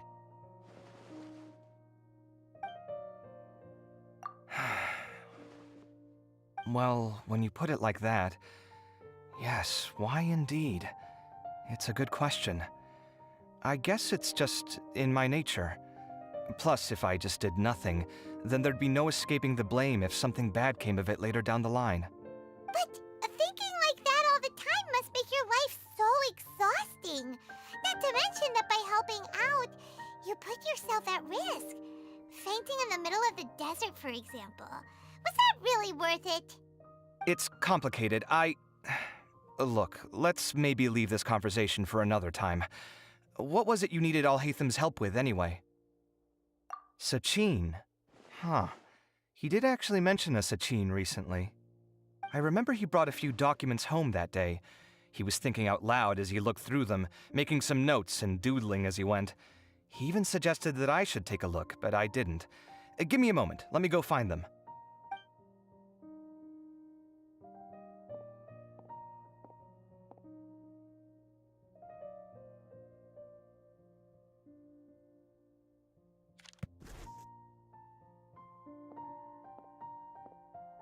Ah, this is the one.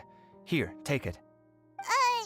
You sure he'd be okay with this? With taking liberties? He's certainly okay with helping himself to my beer whenever he pleases. And anyway, he did ask me if I wanted to read his notes.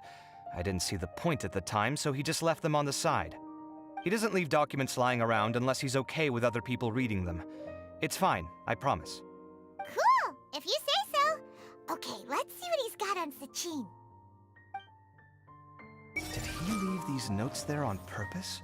Or was this sheer coincidence? No. But if it wasn't a coincidence, then... I fetched the documents for you. Feel free to look through them at your leisure.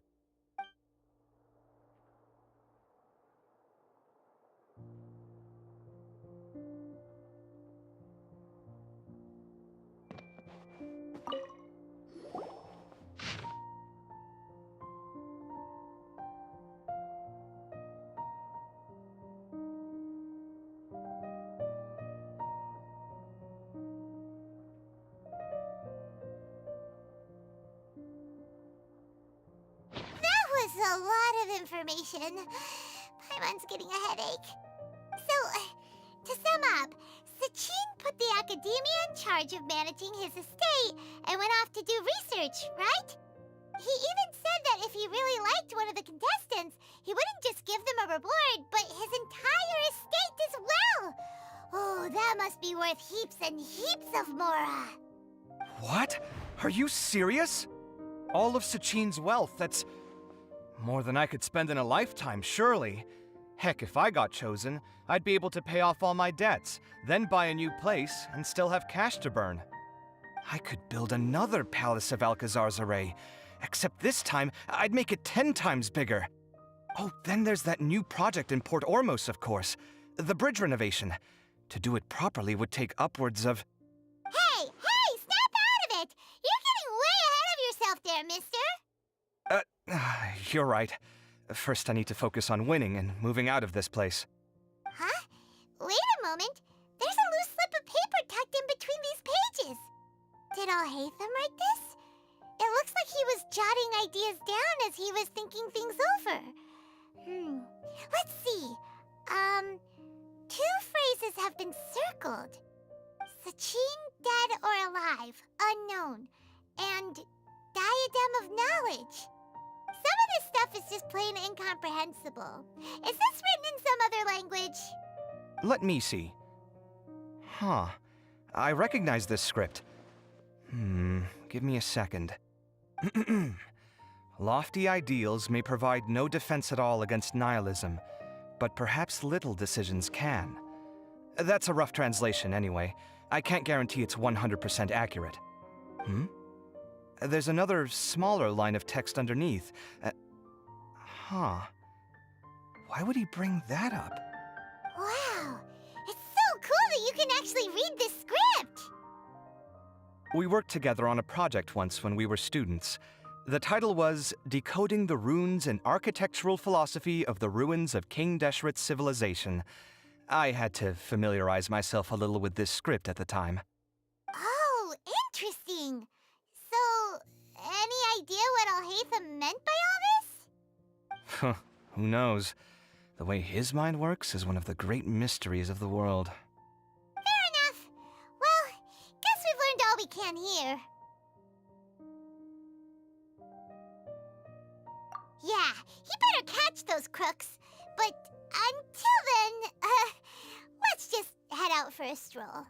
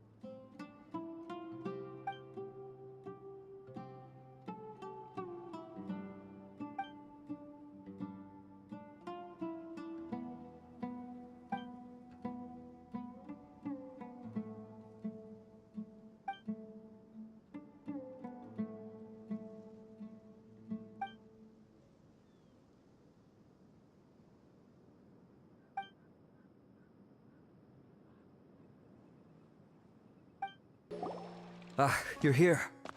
Sorry, I was just about to send someone to inform you. I only just finished interrogating the suspects. What did you find out? Well, lots of unexpected details, let's put it that way. The mercs themselves were surprisingly easy to catch. We just had someone dress up as Sachin and they took the bait. But then it starts to get messy. During the interrogation, we learned that they were hired by Sachin's own child. What? Why would someone want to kidnap their own father? What's up with that? It's anybody's guess at this point. In any event, apparently the guys we caught are just the tip of the iceberg. Most of them are still snooping around outside the city. We're diverting manpower as we speak to try and round them all up. Would you like to come along? Sure! Let's go get to the bottom of all this!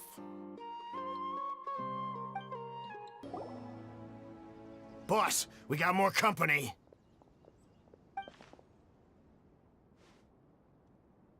Look, we were just doing what we were paid to do. You're punishing the wrong people here. You want the real culprit? It's this guy.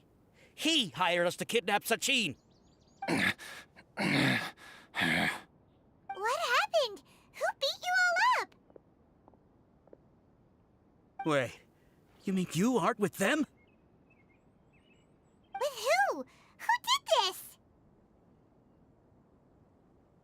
First there was this flying brat. Didn't bother asking any questions, just started throwing punches. After that, some guy wearing green came along and interrogated us for a bit. I've got the confirmation I needed. This is the one who masterminded this whole plot. Jawani, Sachin's son. If you have any questions for him, now's your chance to ask them. When you're done, I'm arresting them all and taking them back to the Academia for further interrogation. So why did you hire people to kidnap Sachin? What do you think? 20 years ago, he upped and left to go and live a carefree life, not giving a second thought for my welfare. As if that's not bad enough already, he went and put his entire fortune in the care of the Academia, along with a contract saying that one day he'd pass it all on to a genius he admired. That's my inheritance. By rights. You expect me to sit back and watch it go to someone else? If he won't give me what's mine, I'll just have to take it from him. Of course! Didn't he say he would be here somewhere, watching the championship from the shadows? So, I figured I'd get some people to nab him. Then I make him change the contract. And if the Academia doesn't agree to hand over the goods, I make him publicly announce that I'm his chosen genius. No, the old fart knows how to stay hidden. I'll give him that. He's probably cooped up somewhere watching all this go on and laughing to himself. I already thought he'd gone mad 20 years ago. And who knows what a madman's truly capable of. Diadem of Knowledge? You mean that thing he donated to the Academia? Well, I can tell you that it's very expensive. He sold a lot of assets to purchase it back in the day. Weird things started happening after he brought it home, too. For example, sometimes we'd hear a high-pitched voice coming from the storage room. Also, before donating it to the Academia, he once shut himself in that same storeroom and researched it non-stop for days. Something was already seriously wrong with him by that point. Nothing he did shocked me. What do you mean, something wrong with him? I only have a vague memory of it, since I was very young at the time. But I have the impression that he went out into the desert for research and didn't return for many years. When he finally did return, he was a changed person. He would mumble incomprehensibly and write essays day and night. I asked if I could see what he'd written, but he chased me out of the room. Later, he went out somewhere and took his written essays with him. When he got back, he signed his contract with the Academia. Part of me wonders whether he'd already stopped being my father by that point. Perhaps the man we called Sachin was a demon from the desert who was wearing his skin. Okay, you can stop now. You're creeping Paimon out. You can believe me or not. Doesn't matter to me. I told you all I know. But if you do see Sachin, tell him this for me. Whatever it is that he's researching out there, he'll always be garbage in my eyes. You finished? In that case, come with us. Well, we finally caught the guy behind all this. Thanks for providing us with the critical information. Do you still have any lingering concerns? Yeah! Al-Haytham's notes do mention that item. Scribe Al-Haytham looked into this matter. Understood. Well, if you believe there to be an issue with the diadem, I'd suggest contacting the organizers and getting them to pause the competitions while we investigate. That makes sense. Okay then, let's get back to the venue. We need to tell Karina what's going on. Karina! You're finally back. Where have you been? I looked everywhere for you. The third round's already started. We were out capturing some bad guys who wanted to kidnap Sachin. But that's not important right now. We think there might be something wrong with the Diadem of Knowledge, and we'd like to investigate it. The diadem? That seems unlikely. The Diadem of Knowledge has been used in every extravaganza over the last 2 decades, always without incident. Why has this come up now? This is pretty serious. Let me think. Okay, here's the situation. The diadem is currently in Mount Ima Forest. We moved it there before the third round began. In the third round, contestants have to go into Mount Ima Forest, find the diadem, bring it back, and place it on the stand. The first person to do this gets 4 points. Considering how close the scores are between our contestants, whoever wins this round is very likely to be the winner of the whole competition. As such, I suspect competition to be very fierce. You might not make it in time. I'll mark the diadem's location for you. Please head there immediately. Let's hope nothing happens. All right, let's go! Oh, looks like Layla has seized the diadem. But getting to the goal won't be easy.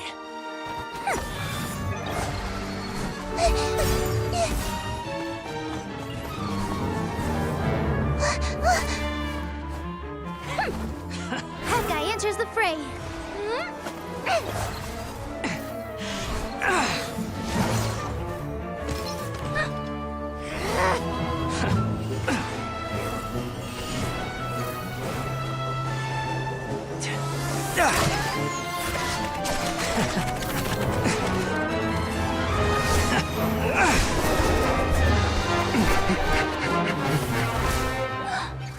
Horizon's device has gone haywire. The competition is heating up. Oh. And here's Kaveh bringing up the rear.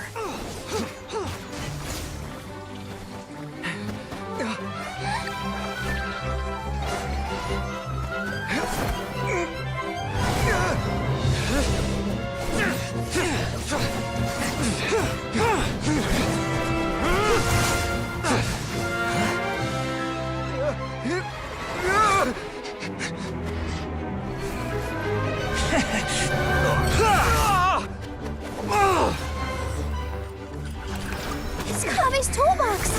Throwing the diadem to its owner!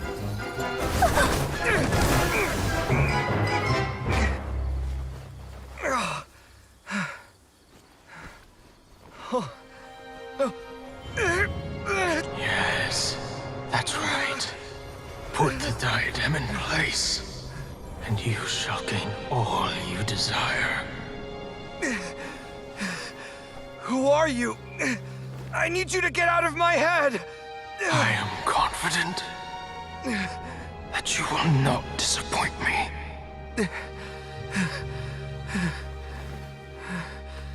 What just happened to me?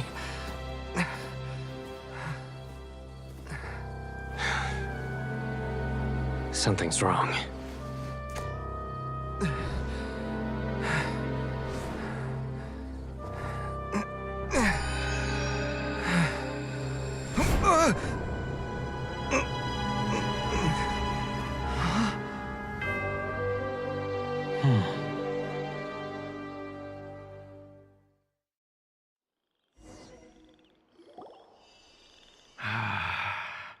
At long last, someone to inherit my estate, and with it, my research.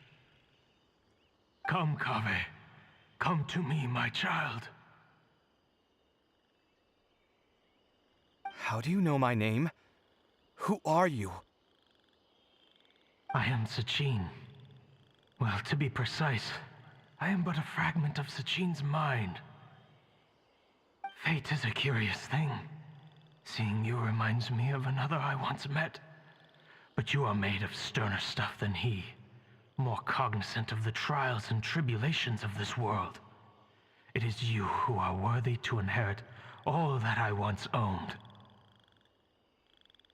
We meet for the first time, children. But what I mean to say now is of utmost importance. So please, pay attention and bear witness. You have all performed outstandingly in this Interdarshan Championship. The Academia has many rare talents among its ranks, and you are the creme of the creme. But if I were to choose a successor, I would choose you, Kaveh. Not only because you were victorious, but also due to our similarities in character.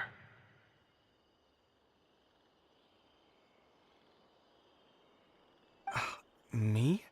Similar to you? Why, yes. Both of us have the misfortune to be idealists, and that is the source of our misery. 28 years ago, I came to the desert and lived there for 8 full years. What do you think I saw there? Alas, endless strife and slaughter.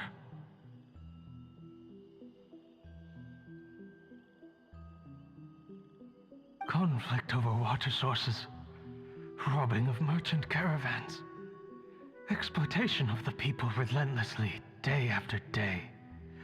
Beyond the wall of Samiel lay a completely different world from the one I knew. The things I witnessed there tormented me greatly. I wished desperately to find a way to save them.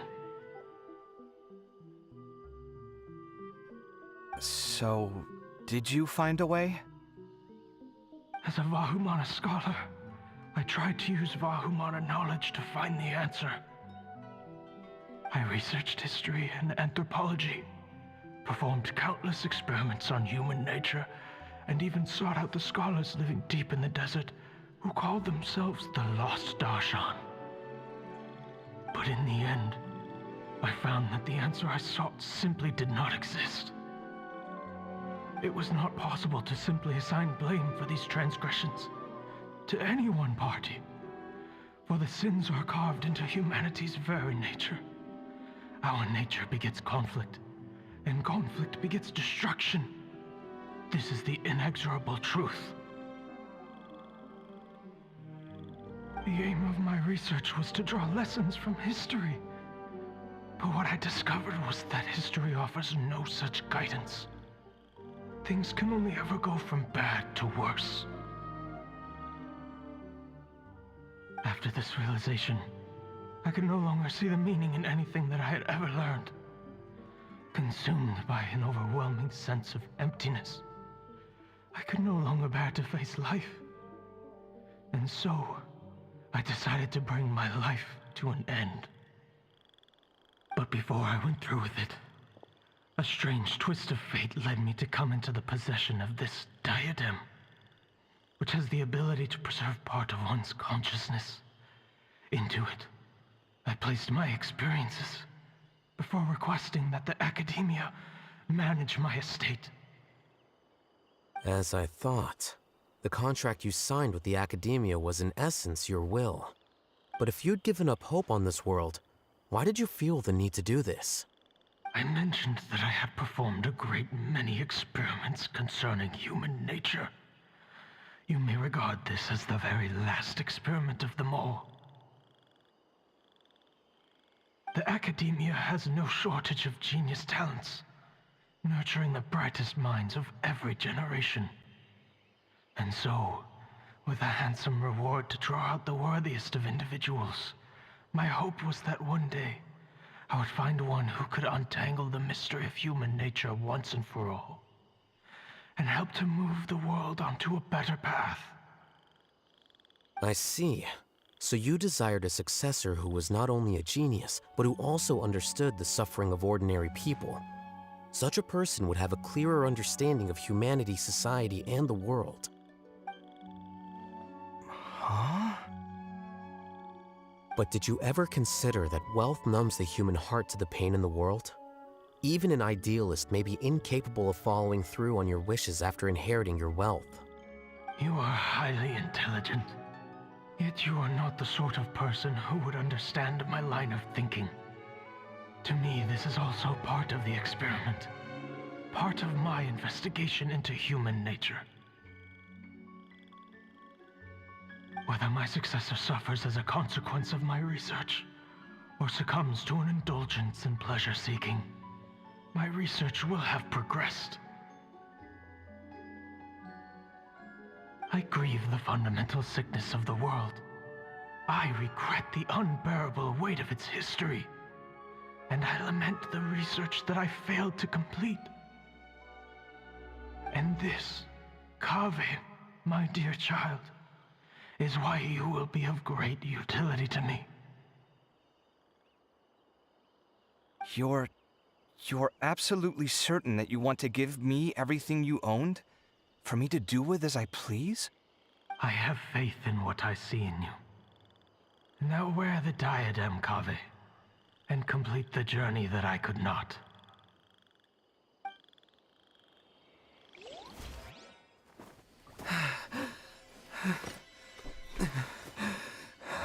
Will the verdict I reached cause you suffering? Or will this newfound wealth numb your heart? I look forward to your answer. All of my research materials are being stored at our... Huh? I've heard enough! My life's enough of a mess already. The last thing I need is more suffering. Keep your Mora. I don't need it. Didn't you say that you saw a lot of people in pain? Well, if that's the case, then your wealth can go to them.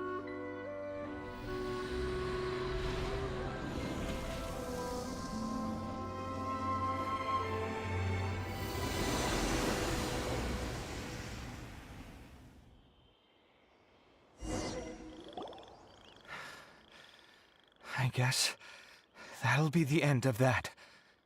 Kaveh. Are you all right?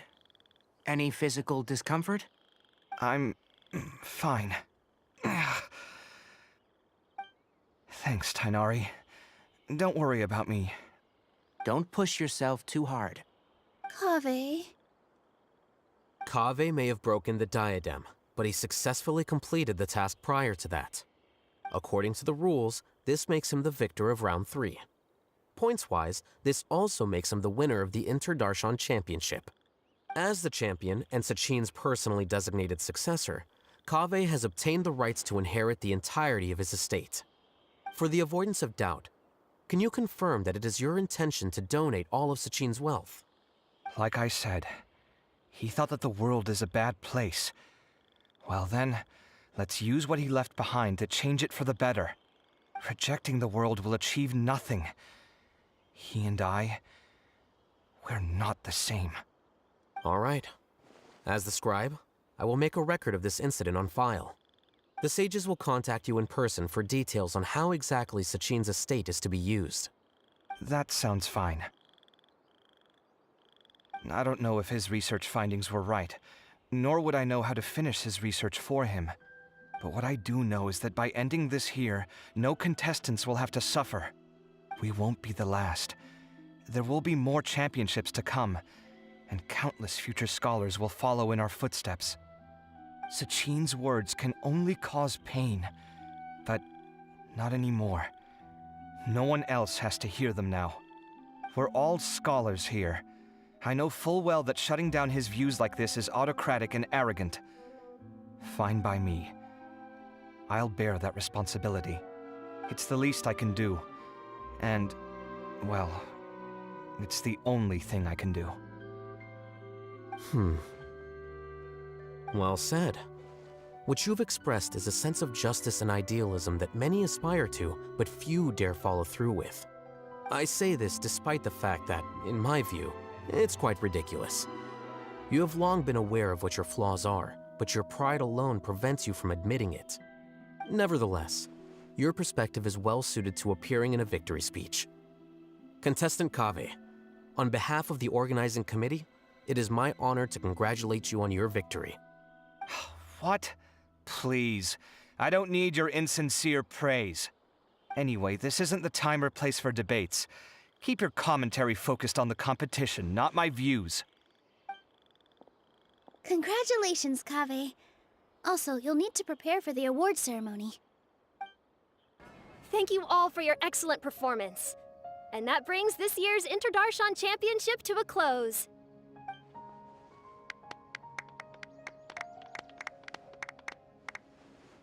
Finally, it gives me great pleasure to invite our champion, Kaveh, to the stage to receive his award. Typically at this point, we would crown our champion with the diadem as well as presenting them with their award. However, we have just received word that Kaveh has inherited Sachin's estate and made the decision to donate it all to charitable causes. Sachin's estate is getting donated? So much, Mora. And he gave it all up?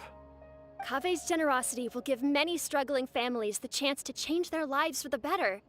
Of course, without the diadem and prize money to present, this makes the award ceremony a little more concise than expected. Would you like to say a few words, Kaveh? I'm sure many of our audience, like myself, are curious to learn why you decided to give all this wealth away. I'm not entirely sure what I should say under these circumstances. I'm glad to have won, even though I'd say luck played a big part in that. As for why I want to give the Mora away, I don't support Sachin's views, and I don't want to take his Mora. With a lot of things in life, people need to experience them for themselves. It shouldn't be up to one person to make a judgment on. Not him, and not me either. Anyway, this isn't really the time and place for such weighty and complicated topics. So, I guess that's all. I'll leave it there, thanks very much. Oh, Kaveh, just one moment. While this is a short and sweet award ceremony, we do still have a prize to present you with. Please take this limited edition Genius Invocation TCG card. Additionally, your champion status will be logged in your record. This means that the Sages will give priority consideration to any future project proposals you submit. All right, I'll take the card. But as for project proposals, forget it. In that case, I declare the award ceremony over. Let's give our champion Kaveh one last big round of applause.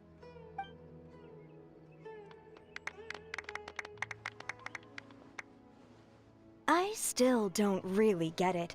The sum of Mora would have been enough for me to live in luxury for my entire life. That just means you're not strange enough to understand the way that geniuses think. Come on, we've still got the whole Wisdom Gala to explore.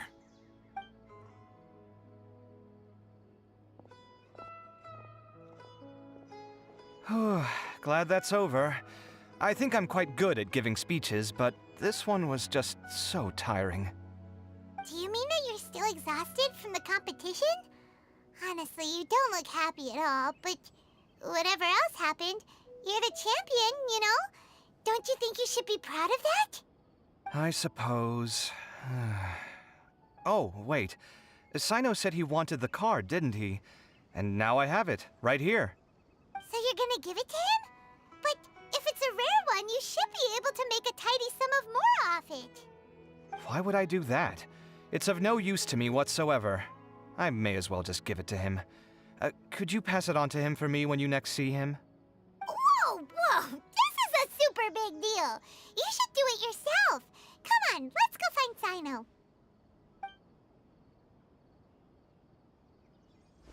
Huh?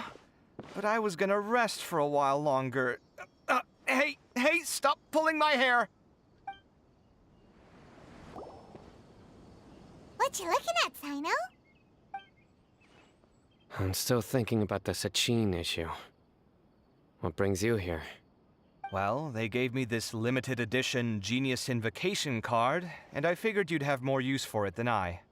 But it's a limited edition. Are you sure you want to give it to me? What else would I do with it? I have no use for it.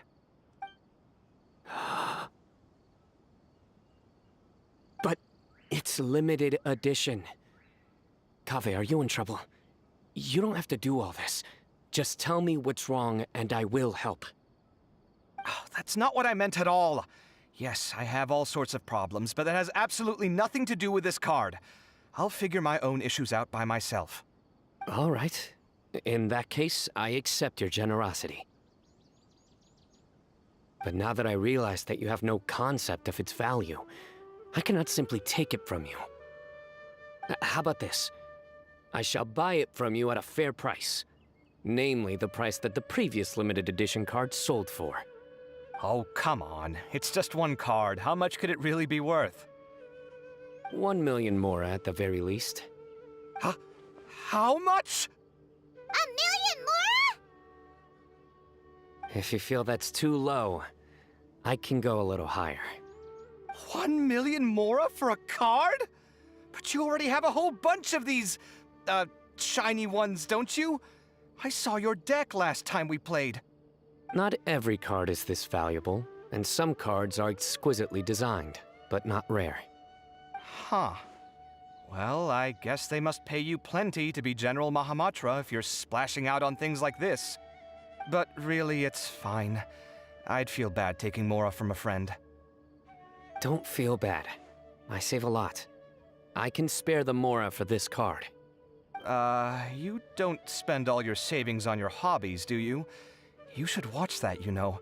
You definitely don't want to end up borrowing money in a moment of impulsivity. Living with debt is miserable. Sounds like you're speaking from personal experience. I guess you've been through a lot? I don't want to talk about it. In that case, maybe you're the one who should be listening to your advice. In any case, I, Sino, will take this precious card, and it shall join the deck of destiny. Kaveh, come with me in a few moments to collect the mora. Thanks to you, I have achieved my goal for participating in this tournament. All right, if you insist. Far be it from me to refuse your courtesy any further. Well, at least I'll be able to keep on top of my bills this month. Maybe I'll even have some left over. In fact, let me treat you all to a meal later. Bring Tainari and Kale, too.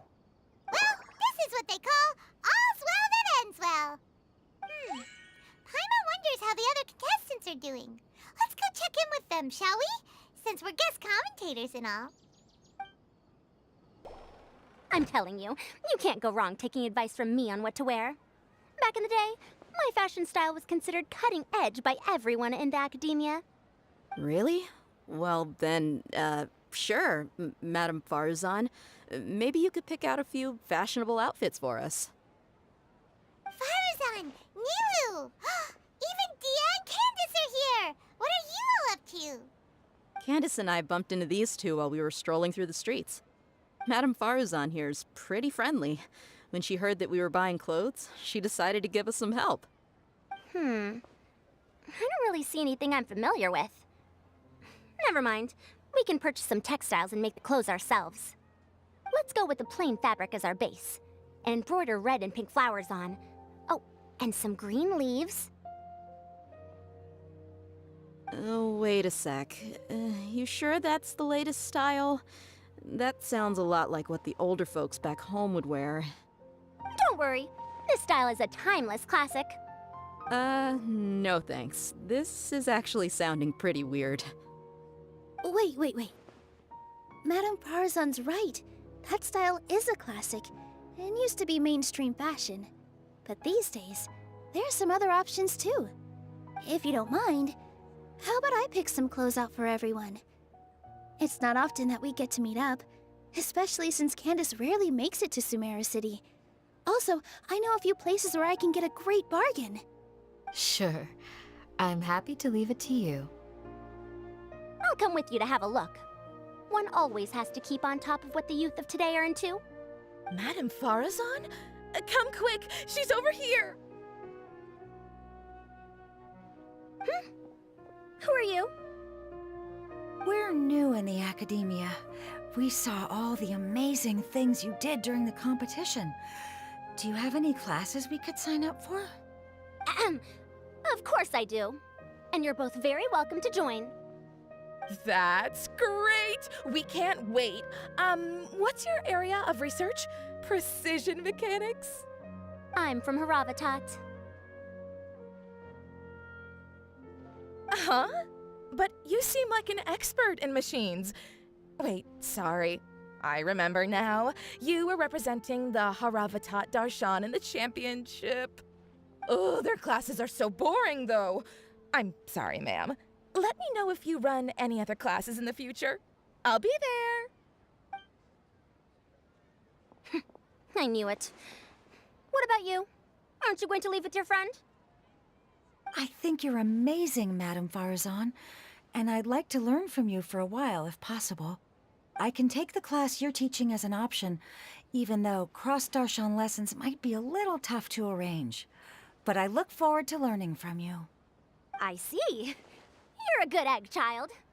Don't worry. Study under me, and I promise you, you will get the best teaching available.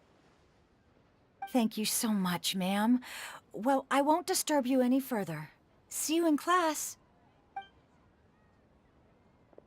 I don't quite understand what happened there, but congratulations, I think.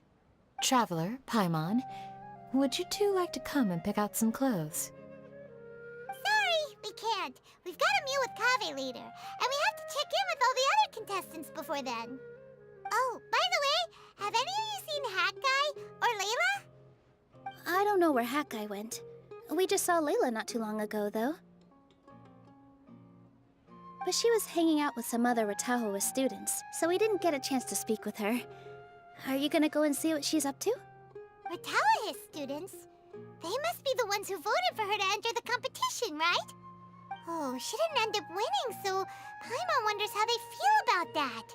Let's go take a peek.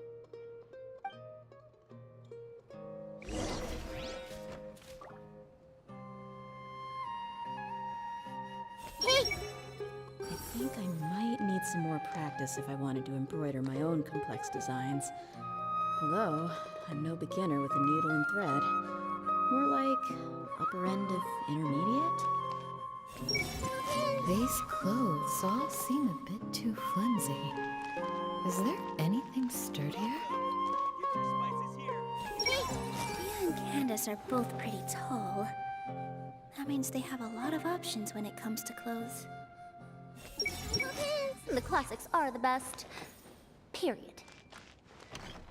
If you don't come to Sumeru City often, classic floral designs aren't a bad choice. Those don't really go out of style. And of course, since you're putting this on your body, you need to consider the type of fabric the clothes are made from. Some materials might look stunning, but they can be terribly uncomfortable to wear. Agreed. After all, is fashion not the constant phasing in and out of classics?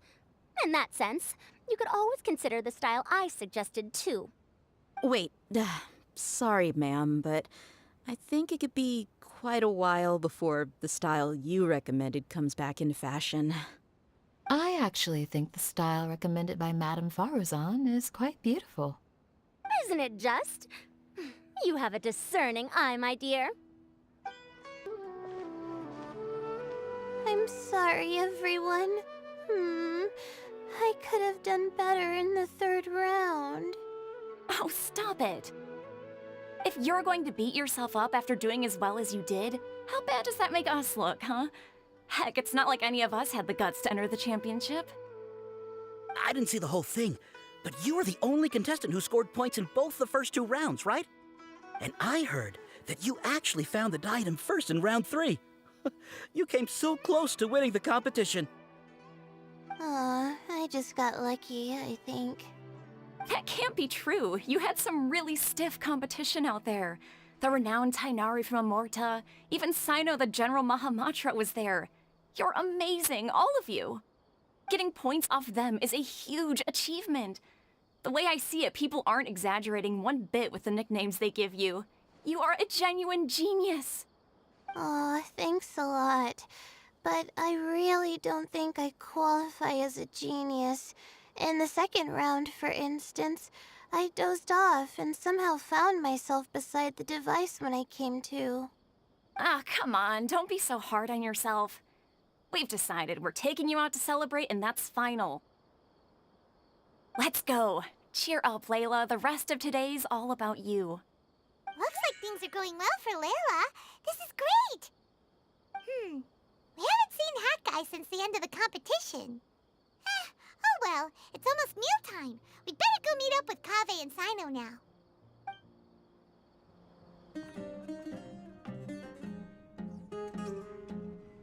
Are you sure you have enough to cover this? Don't blow it all at once. Don't worry, I budgeted very carefully, and this is well within my means. Anyway, I've lost count of how many times you've treated me. It's high time I return the favor.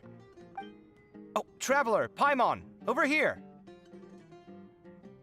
Ooh, look at all this! Good food, here we come! I heard that you went to see the other contestants. How's everyone doing? Farazan found herself a student, and Layla's classmates are bowled over by how well she did. We couldn't find Hat Guy, though. Who knows where he's gone? Alhaitham's gone missing in action, too. Huh. The one time I'm actually in a good enough mood to treat him to a nice meal, he disappears without a trace. That guy. Where the heck could he have gone? I still have questions about that note he left. Well, whatever. He can do what he wants. Now, let's eat.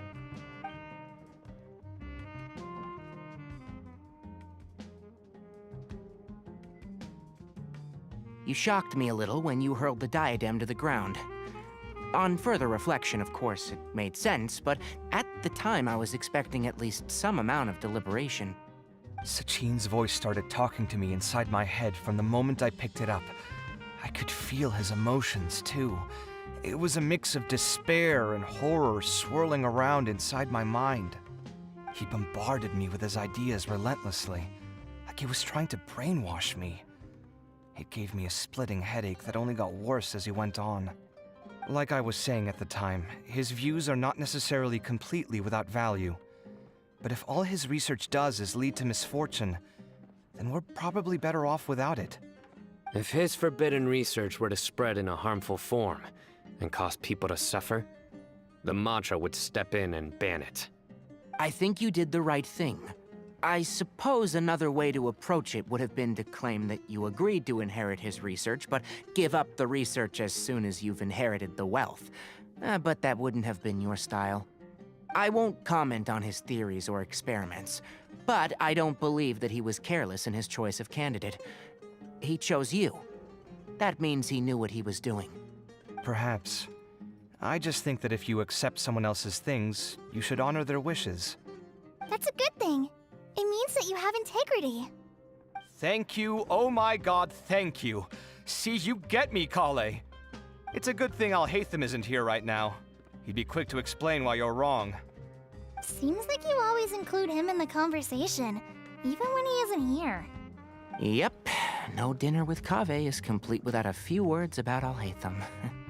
I sense that Alhaitham has in fact been here with us all along. He's here? Where? Why didn't you tell me? He lives rent-free in each of our hearts.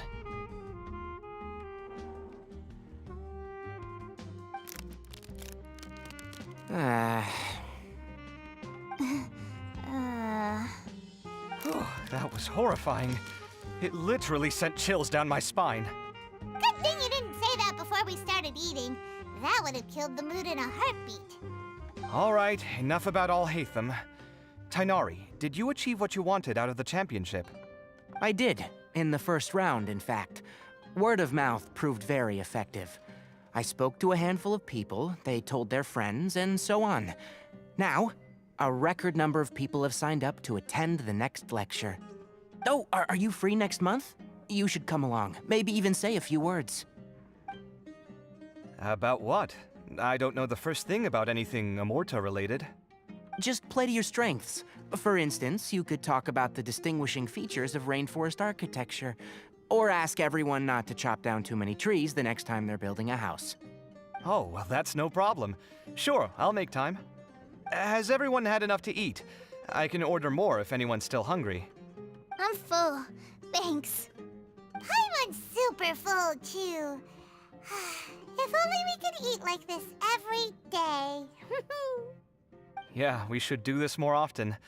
Work will always be there, but seeing friends is important too. This is a good restaurant.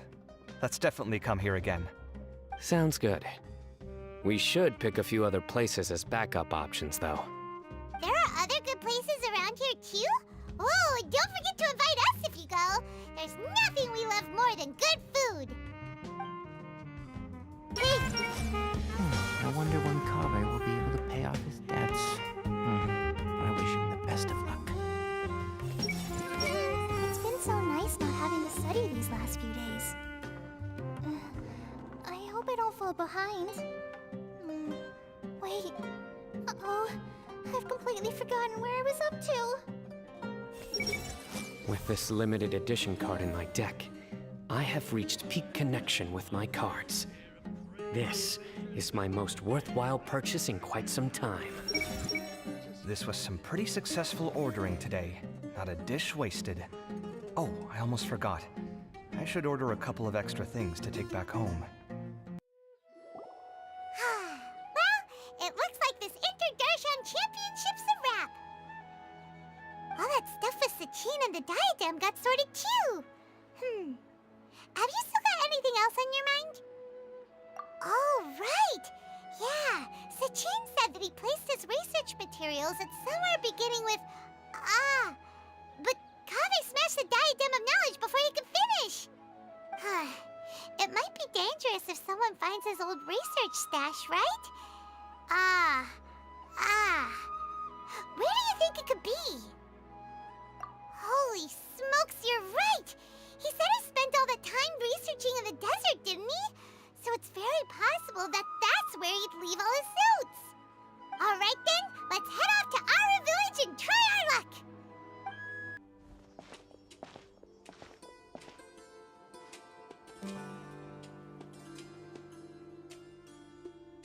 Didn't expect to run into you here. Oh, hey, Thumb. What are you doing here? And what are you reading? Are those? Sachin's notes? Yes. I came across his profile while I was organizing some documents and became interested in his research. If it wasn't for that, I never would have agreed to being a commentator. I had a hunch after seeing the fragment of his mind, and sure enough, I came here and found his research. Wait, so you've read it already? Are you alright?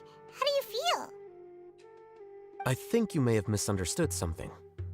The reason Sachin chose that architect to inherit his research was that only he could really empathize with both the calamity and the humanity that these notes seek to convey.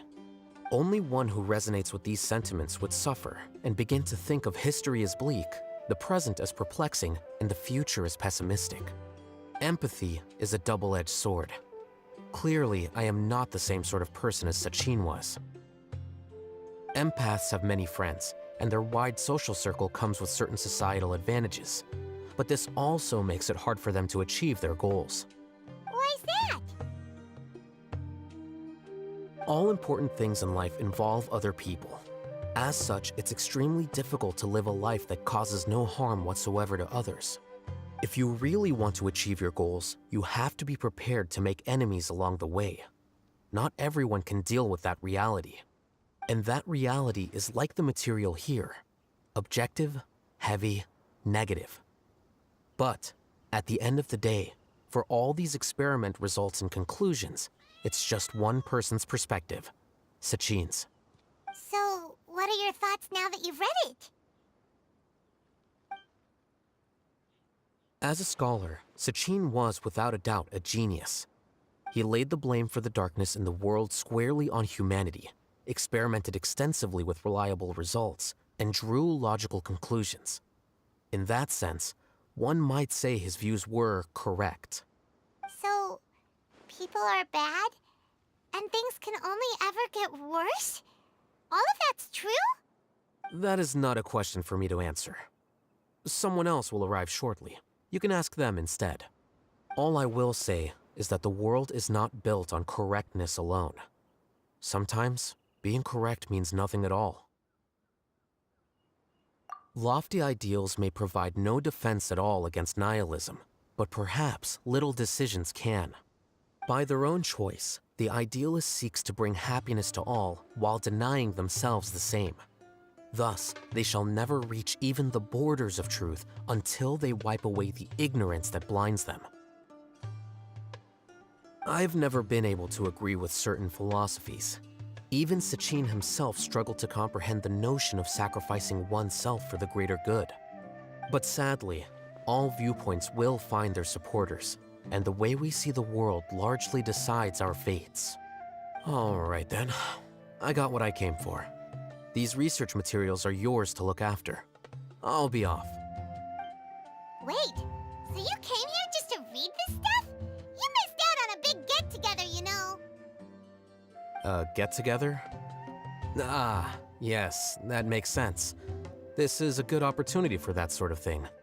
Guess what? Kaveh treated everyone this time. Then I'm sure he packed up the leftovers for me. See ya. And there he goes. Well, it seems like he really wasn't affected by this research. He said that someone else would answer our questions. Who do you think that'll be?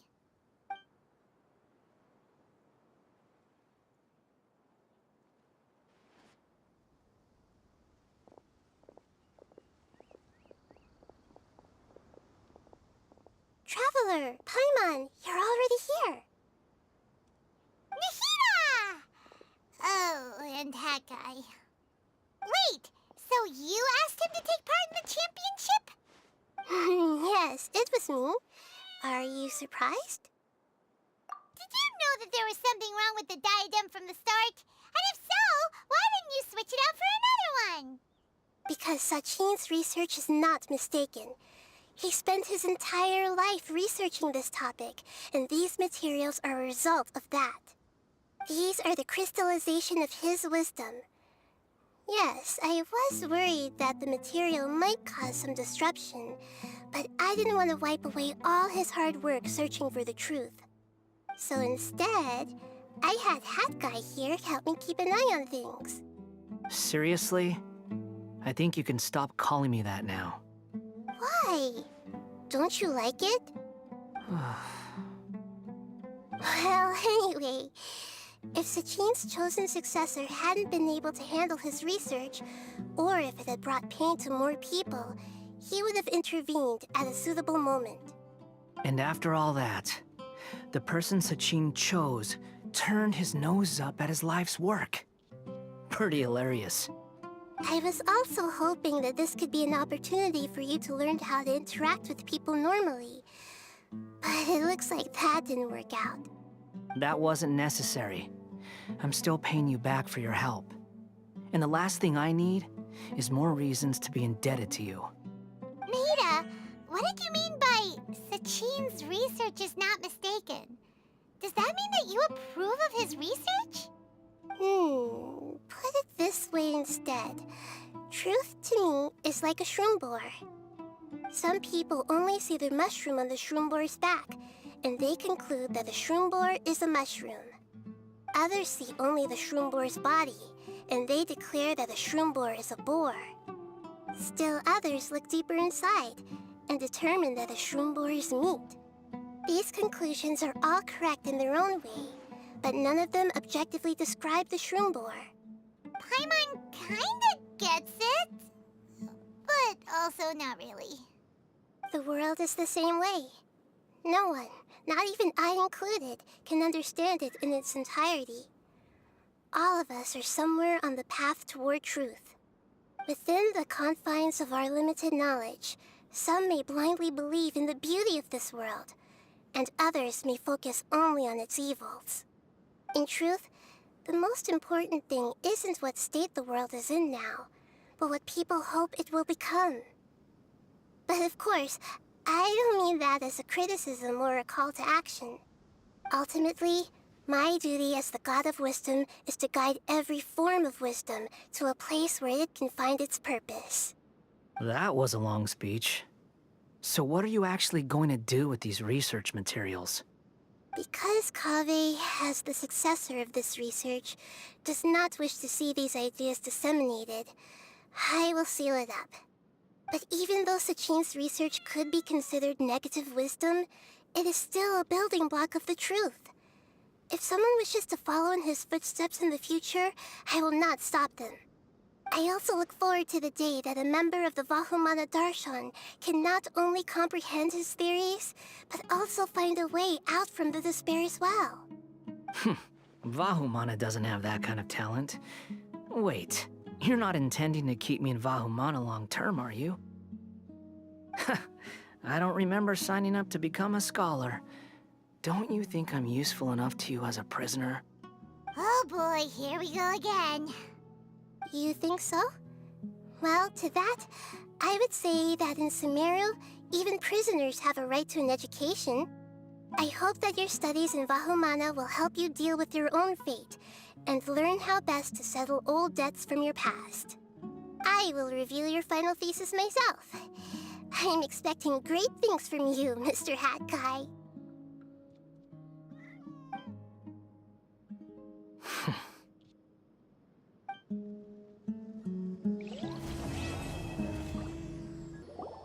"20 years ago, the Academia had just received Sachin's estate. To celebrate the huge investment, the Academia Extravaganza that year was grander than usual. I was very young then, and I remember seeing posters for the Interdarshan Championship all over the city. I couldn't help but mention it to my father. I even told him that I really liked the look of the diadem. It was so unique. So he said, "Why don't I win it, so I can let you play with it for a few days?" That made me very happy, and I nodded enthusiastically. But to my surprise, he didn't win. And when he got back home, he seemed extremely depressed. Later, he left home, saying that he wanted to do some investigating in the desert. The quicksand got him not long after that.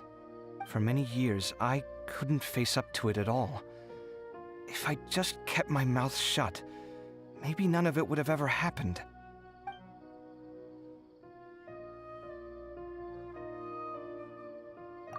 Wait, so the person we came across in our investigation, who went into the desert 20 years ago, it was... Is that why Sachin thought I looked familiar? I can't believe it.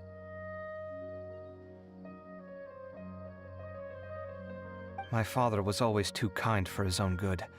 Sachin's research would have saddened him greatly. He must have gone into the desert when he heard about it to find those who were still suffering. It all makes sense now. I've tried telling myself so many times over the years that maybe his sudden depression wasn't because he didn't win the competition. Maybe something else was going on that I wasn't aware of. But in the end, it all started with me mentioning the competition to him. Oh, Kaveh. Don't worry.